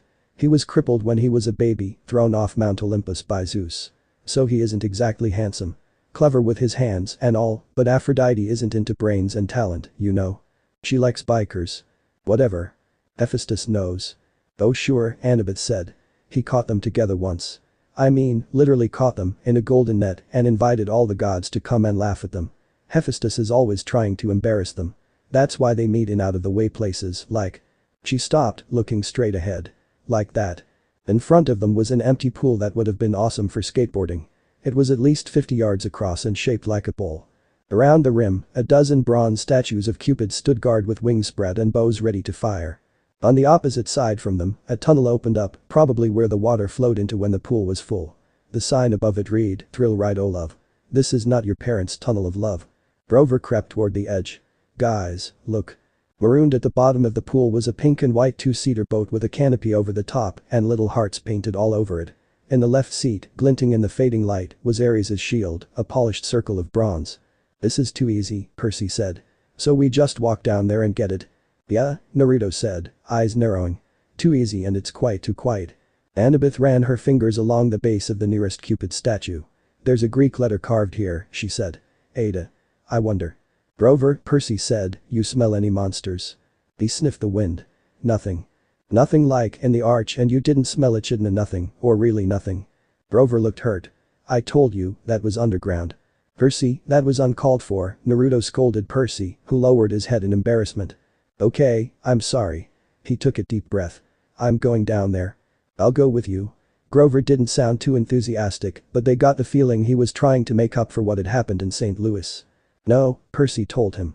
I want you to stay up top with the flying shoes. You're the Red Baron, a flying ace, remember? I'll be counting on you for backup in case something goes wrong. Yeah, Grover, and no one can smell monsters better than you, Naruto encouraged him. Grover puffed up his chest a little. Sure. But what could go wrong? I don't know. Just a feeling. Annabeth, come with me, he started, but was cut off by Annabeth. Are you kidding? She looked at Percy as if he just dropped from the moon. At least I want to ride with Naruto. Okay, fine, go with Naruto, Percy grumbled. Let's go, Naruto, Annabeth said, dragging Naruto away who had a dumbfounded look on his face. Do I have anything to say in this? He asked. No, she said firmly. They reached the boat. The shield was propped on one seat and next to it was a lady's silk scarf. Naruto tried to imagine Ares and Aphrodite here, a couple of gods meeting in a junked-out amusement park ride. Then he noticed something he hadn't seen from up top. Mirrors all the way around the rim of the pool, facing this spot. They could see themselves no matter which direction they looked. That must be it. While Ares and Aphrodite were smooching with each other, they could look at their favorite people. Themselves. He picked up the scarf. It shimmered pink, and the perfume was indescribable rose or mountain laurel. Something good. He smiled, a little dreamy, and was about to rub the scarf against his whiskered cheek when Annabeth ripped it out of his hand and stuffed it in her pocket. "Oh, no, you don't. Stay away from that love magic," she said with a puffed cheek and a red angry tint on her cheek. "But. Just get the shield, whiskered, and let's get out of here." The moment he touched the shield, he knew they were in trouble. His hand broke through something that had been connecting it to the dashboard. A cobweb, he thought, but then he looked at a strand of it on his palm and saw it was some kind of metal filament, so fine it was almost invisible. A tripwire. "Wait," Annabeth said, alarmed. "Too late," Naruto said calmly. "There's another Greek letter on the side of the boat, another eta. This is a trap." Noise erupted all around us, of a million gears grinding, as if the whole pool were turning into one giant machine. Grover yelled, "Guys." Up on the rim, the Cupid statues were drawing their bows into firing position. Naruto wrapped his arm around Annabeth's waist and took cover, never noticing her blush as they shot, but not at them. They fired at each other, across the rim of the pool. Silky cables trailed from the arrows, arsing over the pool and anchoring where they landed to form a huge golden asterisk. Then smaller metallic threads started weaving together magically between the main strands, making a net. They grabbed the shield, and they ran, Naruto carrying Annabeth as they went up the slope of the pool. "Come on," Grover shouted. He was trying to hold open a section of the net for them, but wherever he touched it, the golden thread started to wrap around his hands. The Cupids' heads popped open. Out came video cameras. Spotlights rose up all around the pool, blinding them with illumination, and a loudspeaker voice boomed. "Live to Olympus in 1 minute 59 seconds, 58. Hephaestus." Annabeth screamed. "I'm so stupid. Ada is H. He made this trap to catch his wife with Ares. Now we're going to be broadcast live to Olympus and look like absolute fools." They almost made it to the rim when a row of mirrors opened like hatches and thousands of tiny metallic spiders poured out. Annabeth screamed. It was an army of wind-up creepy crawlies. Bronze gear bodies, spindly legs, little pincer mouths, all scuttling toward us in a wave of clacking whirring metal. "Spiders," Annabeth said. "SPSPA." She wrapped her arm around Naruto's neck tightly and buried her face in the crook of his neck. Naruto threw a Hurricane kunai at Percy, who caught it. He and Annabeth disappeared in a black and red flash and appeared beside Percy. Grover was in the controller's booth now, slamming away at the buttons. 5-4 Grover looked up at Naruto hopelessly, raising his hands. He was letting him know that he'd pushed every button, but still, nothing was happening. 2-1-0. Pain. Zukaku, fire-style searing migraine. A widespread fire burst from Naruto's mouth. The heat was so intense the others felt their faces like they were going to melt, the fire burned everything to ash. "Show over. Good night, good luck," Naruto said. "Hephaestus, even though you're one of my favorite siblings, your trap can be a pain in the ass sometimes." "Come on," Naruto said. "I'm gonna have a talk with Ares." The war god was waiting for them in the diner parking lot. Well, he said. "You didn't get yourselves killed." "You knew it was a trap," Percy said. Ares gave him a wicked grin. "Bet that crippled blacksmith was surprised when he needed a couple of stupid kids. You look good on TV." Percy shoved his shield at Ares. "You're a jerk." Annabeth and Grover caught their breath. Naruto narrowed his eyes at Ares. Ares grabbed the shield and spun it in the air like pizza dough. It changed form, melting into a bulletproof vest. He slung it across his back. "See that truck over there?" He pointed to an 18-wheeler parked across the street from the diner. "That's your ride. It'll take you straight to LA, with one stop in Vegas." The 18-wheeler had a sign on the back, which Percy could read only because it was reverse printed white on black, a good combination for dyslexia. Kindness International. Humane Zoo Transport. Warning. Live wild animals. "Oh geez, thanks, god of ponies and idiocy," Naruto said sarcastically while Ares glared at him. Percy said, "You're kidding." Ares snapped his fingers. The back door of the truck unlatched. "Free ride west, punk. Stop complaining. And here's a little something for doing the job." He slung a blue nylon backpack off his handlebars and tossed it to Percy. Inside were fresh clothes for all of them, $20 in cash, a pouch full of golden drachmas, and a bag of double stuffed Oreos. "Is the world about to end?" Ares being nice. Naruto mocked with surprise while Ares glared at him again. Percy said, "I don't want your lousy." "Thank you, Lord Ares," Grover interrupted, giving Percy his best red alert warning look. "Thanks a lot." Percy gritted his teeth. It was probably a deadly insult to refuse something from a god, but he didn't want anything that Ares had touched. Reluctantly, he slung the backpack over his shoulder. He knew his anger was being caused by the war god's presence, but he was still itching to punch him in the nose. Ares reminded him of every bully he'd ever faced. Nancy Bobafett, Clarisse, Smelly Gabe, sarcastic teachers, every jerk who'd called him stupid in school or laughed at him when he'd gotten expelled. Percy looked back at the diner, which had only a couple of customers now. The waitress who'd served them dinner was watching nervously out the window, like she was afraid Aries might hurt them. Though she was more worried about Naruto as she kept sending his blonde friend a shy but concerned glance. Naruto, being Naruto, was oblivious to all this. She dragged the fry cook out from the kitchen to see. She said something to him. He nodded, held up a little disposable camera, and snapped a picture of them. Great, Percy thought. We'll make the paper again tomorrow. He imagined the headline. 12-year-old outlaw beats up defenseless biker. Aries kick-started his motorcycle. He revved his Harley, then roared off down Delancey Street. Annabeth said, "That was not smart, Percy. I don't care. You don't want a god as your enemy. Especially not that god. It doesn't matter if he's a god or not. Nobody is invincible, his arrogance will be his downfall," Naruto said as Percy nodded. "Hey, guys," Grover said. "I hate to interrupt, but..." He pointed toward the diner. At the register, the last two customers were paying their check, two men in identical black coveralls, with a white logo on their backs that matched the one on the Kindness International truck. "If we're taking the Zoo Express," Grover said, "we need to hurry." They ran across the street and climbed in the back of the big rig, closing the doors behind them. The trailer was dark inside until Percy uncapped Anaclosmos. The blade cast a faint bronze light over a very sad scene. Sitting in a row of filthy metal cages were three of the most pathetic zoo animals they had ever beheld. A zebra, a male albino lion, and some weird antelope thing Percy didn't know the name for. Someone had thrown the lion a sack of turnips, which he obviously didn't want to eat. The zebra and the antelope had each gotten a styrofoam tray of hamburger meat. The zebra's mane was matted with chewing gum, like somebody had been spitting on it in their spare time. The antelope had a stupid silver birthday balloon tied to one of his horns that read "over the hill." Apparently, nobody had wanted to get close enough to the lion to mess with him, but the poor thing was pacing around on soiled blankets, in a space way too small for him, panting from the stuffy heat of the trailer. He had flies buzzing around his pink eyes, and his ribs showed through his white fur. "This is kindness," Grover yelled. "Humane zoo transport." "No, judging from the condition, this is black market transport," Naruto muttered darkly. He saw Percy and Grover's faces. "Don't do anything stupid. This is our chance to get to LA. We can do something for them later." Then the truck's engine roared to life, the trailer started shaking, and they were forced to sit down or fall down. They huddled in the corner on some mildewed feed sacks, trying to ignore the smell and the heat and the flies. Grover talked to the animals in a series of goat bleats, but they just stared at him sadly. Annabeth was in favor of breaking the cages and freeing them on the spot, but it wouldn't do much good until the truck stopped moving. Naruto came over and made a medical checkup. "They are far from fine, lack of nutrition, lack of water, and other things I don't want to mention," he grimaced. "Can you do anything for them?" Annabeth asked.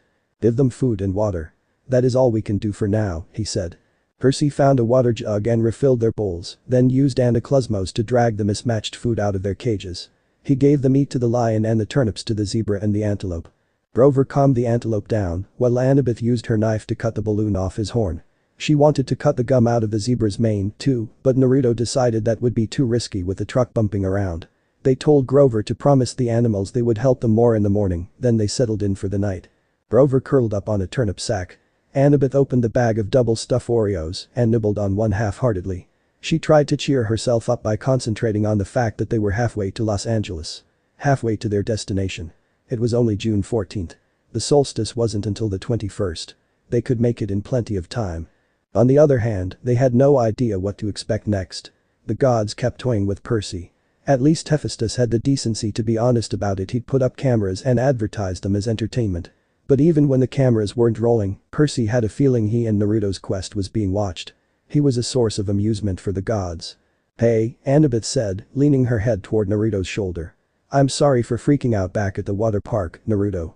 Naruto smiled warmly at her. "It's okay, Annabeth. It's just," she shuddered. "Spiders." Because of the Irachian story, Percy guessed. "She got turned into a spider for challenging your mom to a weaving contest, right?" Annabeth nodded. "Irachian's children have been taking revenge on the children of Athena ever since. If there's a spider within a mile of me, it'll find me. I hate the creepy little things. Anyway, I owe you, Naruto." She smiled at him. "We're a team, remember?" Naruto said. Besides, Grover did the fancy flying. Percy thought he was asleep, but he mumbled from the corner, "I was pretty amazing, wasn't I?" Annabeth, Naruto, and Percy laughed. She pulled apart an Oreo and handed Naruto and Percy half. In the iris message, did Luke really say nothing? Percy munched his cookie and thought about how to answer. The conversation via Rainbow had bothered him all evening. Luke said you and he go way back. He also said Grover wouldn't fail this time. Nobody would turn into a pine tree. In the dim bronze light of the sword blade, it was hard to read their expressions. Grover let out a mournful bray. I should have told you the truth from the beginning. His voice trembled. I thought if you knew what a failure I was, you wouldn't want me along. You were the satyr who tried to rescue Thalia, the daughter of Zeus. Percy nodded glumly. And the other two half-bloods Thalia befriended, the ones who got safely to camp. He looked at Annabeth. That was you and Luke, wasn't it? She put down her Oreo, uneaten. Like you said, Percy, a 7-year-old half-blood wouldn't have made it very far alone. Athena guided me toward help. Thalia was 12. Luke was 14. They'd both run away from home, like me. They were happy to take me with them. They were amazing monster fighters, even without training. We traveled north from Virginia without any real plans, fending off monsters for about 2 weeks before Grover found us. I was supposed to escort Thalia to camp, Grover said, sniffling. Only Thalia. I had strict orders from Chimera not to do anything that would slow down the rescue. We knew Hades was after her, see, but I couldn't just leave Luke and Annabeth by themselves. I thought I could lead all 3 of them to safety. It was my fault the kindly ones caught up with us. I froze. I got scared on the way back to camp and took some wrong turns. If I'd just been a little quicker. Stop it, Annabeth said firmly. No one blames you. Thalia didn't blame you either. She sacrificed herself to save us, Grover said miserably. Her death was my fault. The Council of Cloven Elders said so. Don't think what those old goats said, Grover. You're an amazing satyr. To find me and Percy, the Prince of Olympus and son of the sea god, that's an impressive feat in itself, Naruto said, trying to comfort his friend. Because you wouldn't leave 2 other half-bloods behind. Percy added. That's not fair. Naruto and Percy are right, Annabeth affirmed. I wouldn't be here today if it weren't for you, Grover. Neither would Luke. We don't care what the council says. Grover kept sniffling in the dark. It's just my luck. I'm the lamest satyr ever, and I find the 3 most powerful half-bloods of the century, Thalia and Percy. You're not lame, Annabeth insisted. You've got more courage than any satyr I've ever met. Name one other who would dare to go to the underworld. I bet Naruto and Percy are really glad you're here right now. She kicked Percy in the shin and rubbed Naruto's thigh, making his eyebrow twitch. Yeah, Percy said, which he would have done even without the kick. It's not luck that you found Naruto, Thalia, and me, Grover. You've got the biggest heart of any satyr ever. You're a natural searcher. That's why you'll be the one who finds Pan. Yeah, Grover. Don't let the goat words drag you down. Be yourself and you will achieve your dream to find Pan, Naruto sagely said. They heard a deep, satisfied sigh. They waited for Grover to say something, but his breathing only got heavier. When the sound turned to snoring, they realized he'd fallen asleep. How does he do that? Percy marveled. I don't know, Annabeth said. But that was really a nice thing you told him. You too, Naruto, she said, smiling and leaning towards Naruto's side. I meant it, Percy said, as Naruto nodded along. They rode in silence for a few miles, bumping around on the feed sacks. The zebra munched on a turnip. The lion licked the last of the hamburger meat off his lips and looked at them hopefully. Annabeth rubbed her necklace like she was thinking deep, strategic thoughts. That pine tree bead, Percy said. Is that from your first year? She looked. She hadn't realized what she was doing. Yeah, she said. Every August, the counselors pick the most import. Suddenly, everything stopped. The truck ceased bumping, everything froze except for Naruto. What's going on? He said to himself as he stood up. It's like time has stopped. You're absolutely right, said a voice. He turned around and saw an old wise man with a gray beard. The man wore an old white business suit and black shoes and held an old-fashioned sand clock in his left hand. Beside him stood a tall and muscular man with long dark hair. He only wore a loincloth and his dark skin glimmered with stars. Next to him was a woman who looked like a victim of famine. She had a drippy nose, bloody red clawed cheeks that dripped blood on her tattered dress, sunken eyes, stringy gray hair that matted to her head, and large amounts of dust covering her thin body. Who are you people? Naruto demanded as he took a fighting stance. They all smiled warmly at him. Lower your guard, Naruto Uzumaki. My name is Uranos, Protogenos of the sky, father of the titans, and former lord of the heavens. And my name is Kronos, primordial of time, the old man with the sand clock said. And I'm Akles, primordial of misery and poison and keeper of the death mist. So I take it this is a family reunion, then? He asked as they chuckled. Uranos smiled sadly. Just like my sister, I'm sorry for not giving you my birthday gift, my dear grandnephew. He put his hand on Naruto's shoulder and he glowed brightly. As do we, the other two said, putting their hands on his shoulder, causing him to glow brightly. What did you do to me? Naruto asked. Urano smirked. Naruto, I give you massive strength that will allow you to easily overpower any foes you fight, along with aerokinesis, which allows you absolute control and divine authority over the air. You also have the chains of darkness, enabling you to generate extremely durable black chains from the darkness of the night sky. I used this power to bind the elder Cyclops and Hecatonchir children before flinging them into Tartarus. Chronos smiled at him. I give you power over time, and remember, Naruto, time is always with you. Naruto nodded gratefully. Achilles gave him a motherly smile. I grant you toxikinesis, which allows you absolute control and divine authority over poison. I also give you control over the death mist. Naruto stared at her, confused. Death mist.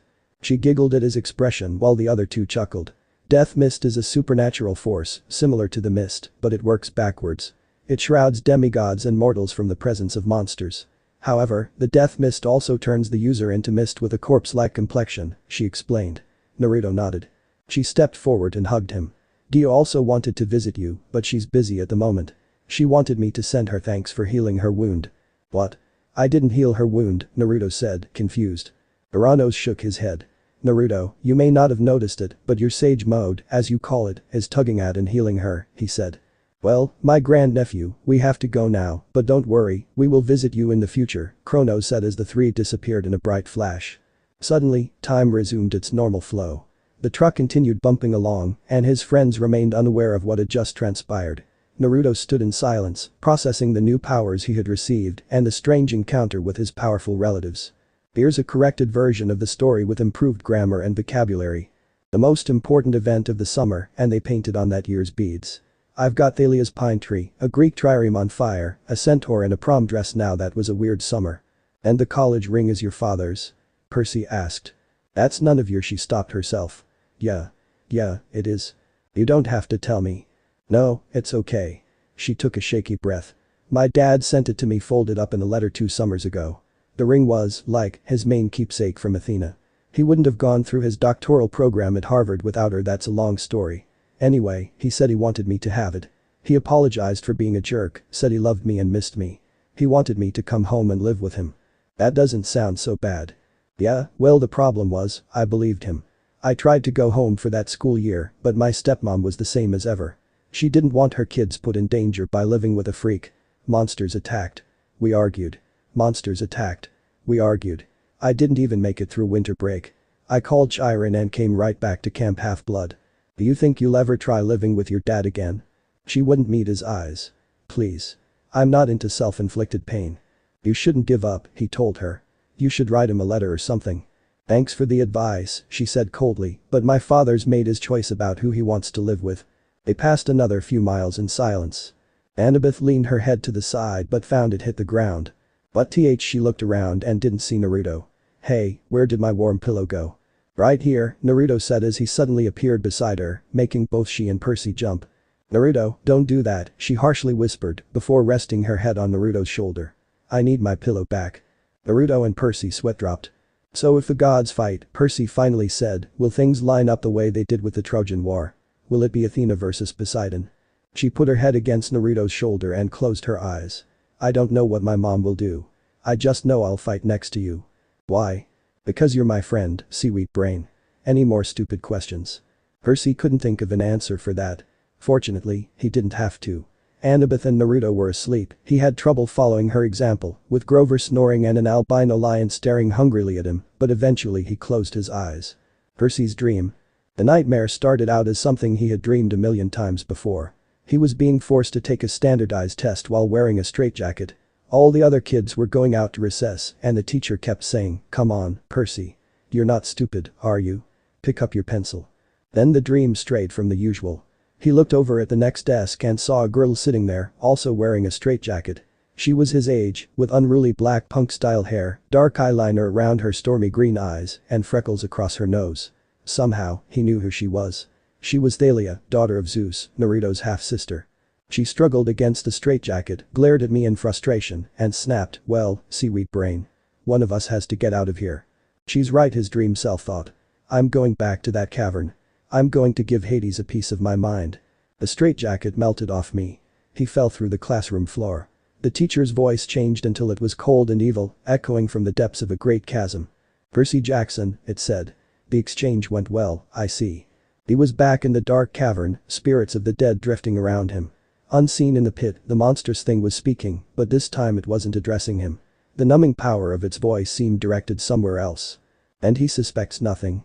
it asked. Another voice, one he almost recognized, answered at his shoulder. "Nothing, my lord. He is as ignorant as the rest." He looked over, but no one was there.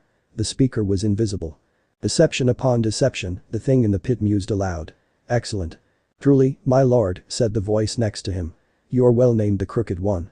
But was it really necessary? I could have brought you what I stole directly." "You?" the monster said in scorn.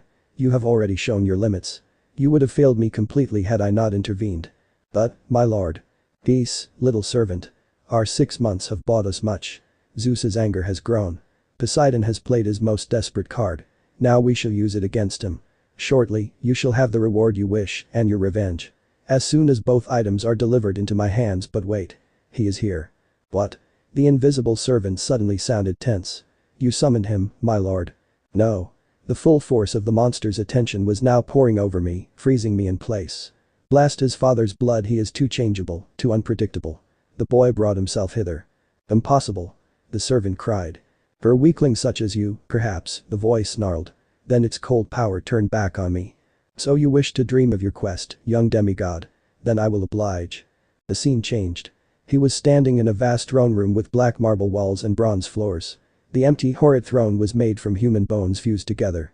Standing at the foot of the dais was my mother, frozen in shimmering golden light, her arms outstretched. Percy tried to step toward her, but his legs wouldn't move. He reached for her, only to realize that his hands were withering to bones. Grinning skeletons in Greek armor crowded around him, draping him with silk robes, wreathing his head with laurels that smoked with Chimera poison, burning into his scalp. The evil voice began to laugh. "Hail, the conquering hero." Percy woke with a start. Grover was shaking his shoulder. "The truck stopped," he said. "We think they're coming to check on the animals." "Hide." Annabeth hissed. She had it easy. She just put on her magic cap and disappeared. Grover and Percy had to dive behind feed sacks and hope they looked like turnips. As for Naruto, he was just standing there with his eyes closed. The trailer doors creaked open. Sunlight and heat poured in. "Man," one of the truckers said, waving his hand in front of his nose. "I wish I hauled appliances." He climbed inside and saw Naruto standing in front of the lion cage. "Hey!" he shouted. "Who are you?" "Maurice, what's happening inside there?" the second driver said. "There's a kid inside, Eddie." "A kid?" He climbed into the truck and saw Naruto. "Who are you?" "You're the executioner," Naruto replied before shooting solid bolts of darkness and surrounding the driver in pitch-black clouds of space. "Eddie, what's happening?" Maurice said in panic as he saw nothing but darkness. "How should I know?" Eddie said in a panic. Naruto punched the two of them and they fell with a loud thud. "Now let's save the animals," Naruto said. Percy cut the locks with his sword. Grover raised his hands and spoke the same goat blessing he'd used for the zebra. "Good luck," he told the animals. The antelope and the lion burst out of their cages and went off together into the streets. Some tourists screamed. Most just backed off and took pictures, probably thinking it was some kind of stunt by one of the casinos. "Will the animals be okay?" Percy asked Grover. "I mean, the desert and all." "Don't worry," he said. "I placed a satyr's sanctuary on them." "Meaning?" "Meaning they'll reach the wild safely," he said. "They'll find water, food, shade, whatever they need until they find a safe place to live." "Why can't you place a blessing like that on us?" Percy asked. "It only works on wild animals." "So it would only affect Percy," Annabeth reasoned, making Naruto snicker. "Hey!" he protested. "Kidding," she said. "Come on. Let's get out of this filthy truck." They stumbled out into the desert afternoon. It was 110 degrees, easy, and they must have looked like deep-fried vagrants, but everybody was too interested in the wild animals to pay them much attention. They passed the Monte Carlo and the MGM. They passed pyramids, a pirate ship, and the Statue of Liberty, which was a pretty small replica, but still made Percy homesick. They must have taken a wrong turn because they found themselves at a dead end, standing in front of the Lotus Hotel and Casino. The entrance was a huge neon flower, the petals lighting up and blinking. No one was going in or out, but the glittering chrome doors were open, spilling out air conditioning that smelled like lotus blossom. The doorman smiled at them. "Hey, kids. You look tired. You want to come in and sit down?" Percy nodded and said, "We'd love to come in." Inside, they took one look around, and Grover said, "Whoa. The whole lobby was a giant game room. There was an indoor waterslide snaking around the glass elevator, which went straight up at least 40 floors. There was a climbing wall on the side of one building and an indoor bungee jumping bridge. There were virtual reality suits with working laser guns and hundreds of video games, each one the size of a widescreen TV. Basically, you name it, this place had it. There were a few other kids playing, but not that many. No waiting for any of the games. There were waitresses and snack bars all around, serving every kind of food you could imagine. "Hey," Obito said. He wore a white and yellow Hawaiian shirt with lotus designs, shorts, and flip-flops. "Welcome to the Lotus Casino. Here's your room key." Percy stammered, but. No, he said, laughing. "The bill's taken care of. No extra charges, no tips. Just go on up to the top floor, room 4001. If you need anything, like extra bubbles for the hot tub or skeet targets for the shooting range or whatever, just call the front desk. Here are your Lotus cash cards. They work in the restaurants and on all the games and rides." He handed them each a green plastic credit card. Percy knew there must be some mistake. Obviously, they think we're some millionaire's kids, he thought. But he took the card and said, "How much is on here?" Obito raised his eyebrows. "What do you mean?" "I mean, when does it run out of cash?" He laughed. "Oh, you're making a joke. Hey, that's cool. Enjoy your stay." They took the elevator upstairs and checked out their room. It was a suite with 3 separate bedrooms and a bar stocked with candy, sodas, and chips. A hotline to room service. Fluffy towels and water beds with feather pillows. A big screen television with satellite and high-speed internet. The balcony had its own hot tub, and sure enough, there was a skeet shooting machine and a shotgun, so you could launch clay pigeons right out over the Las Vegas skyline and shoot them with your gun. The view over the strip and the desert was amazing, though Percy doubted they'd ever find time to look at the view with a room like this. "Oh, goodness," Annabeth said. "This place is sweet," Grover said. "Absolutely sweet." There were clothes in the closet and they fit Percy. He frowned, thinking that this was a little strange.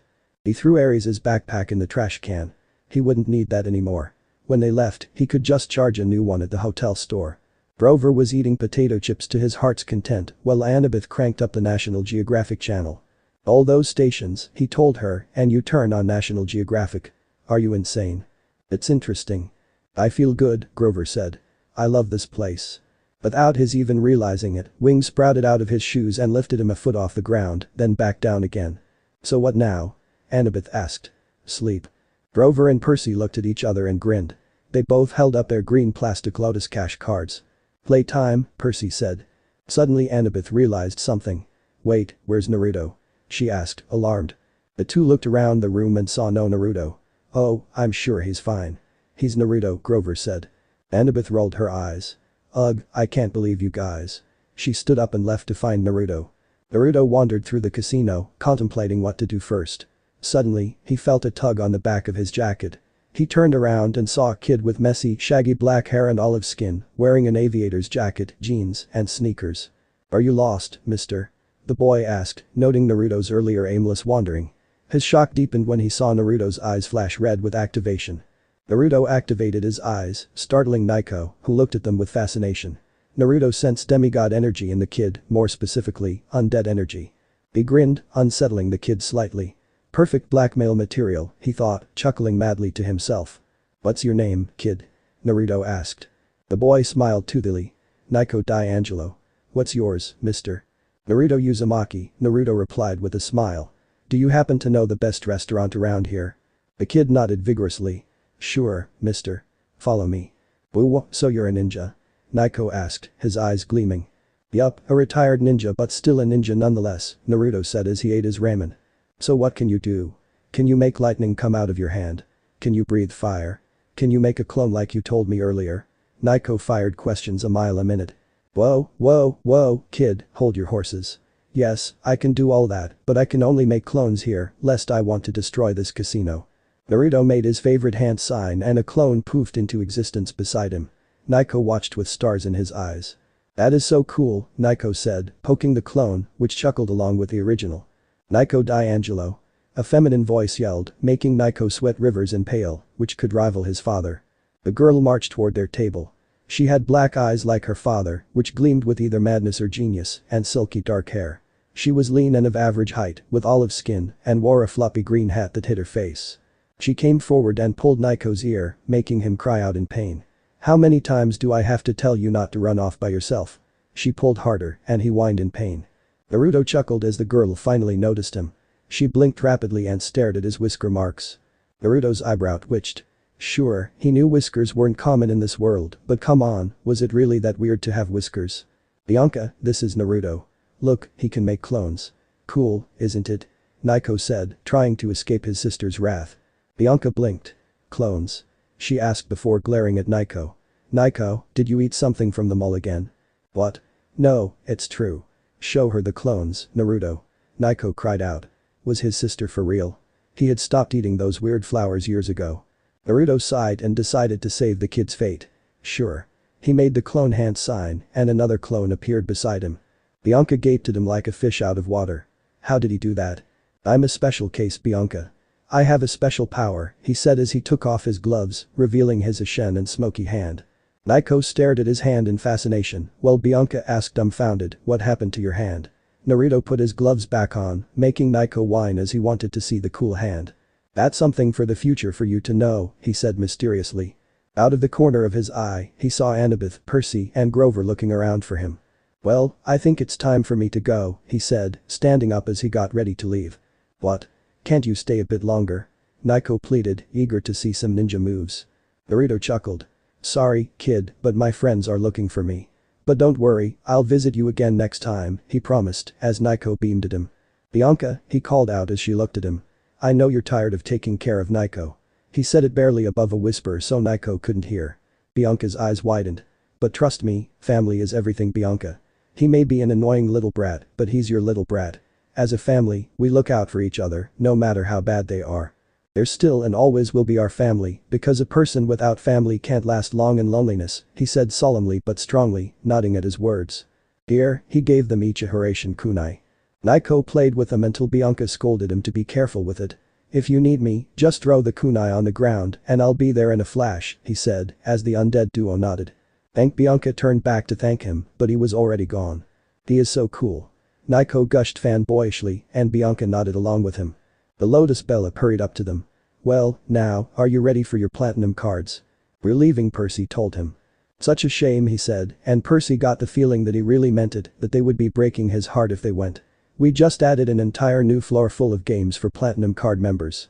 No thanks, Naruto's voice said behind them as they turned to see him walking toward them. They walked toward the door and as they did, the smell of food and the sounds of games seemed to get more and more inviting. Percy thought about their room upstairs. They could just stay the night, sleep in a real bed for once. Keep moving, Naruto said firmly, snapping Percy out of his daydream. Then they burst through the doors of the Lotus Casino and ran down the sidewalk. It felt like afternoon, about the same time of day they had gone into the casino, but something was wrong. The weather had completely changed. It was stormy, with heat lightning flashing out in the desert. Ares' backpack was slung over Percy's shoulder, which was odd because he was sure he had thrown it in the trash can in room 4001, but at the moment, he had other problems to worry about. He ran to the nearest newspaper stand and checked the year first. Thank the gods, it was the same year as when they had gone in. Then he noticed the date. June 20th. They had been in the Lotus Casino for 5 days. They only had 1 day left until the summer solstice. 1 day to complete their quest. Let's go, Naruto said. Time's running out. So this part ends here. Alright, that's it for today's video, guys. Let me know in the comments section how was the story, and also don't forget to like, share and subscribe. I will meet you in another video. Bye bye.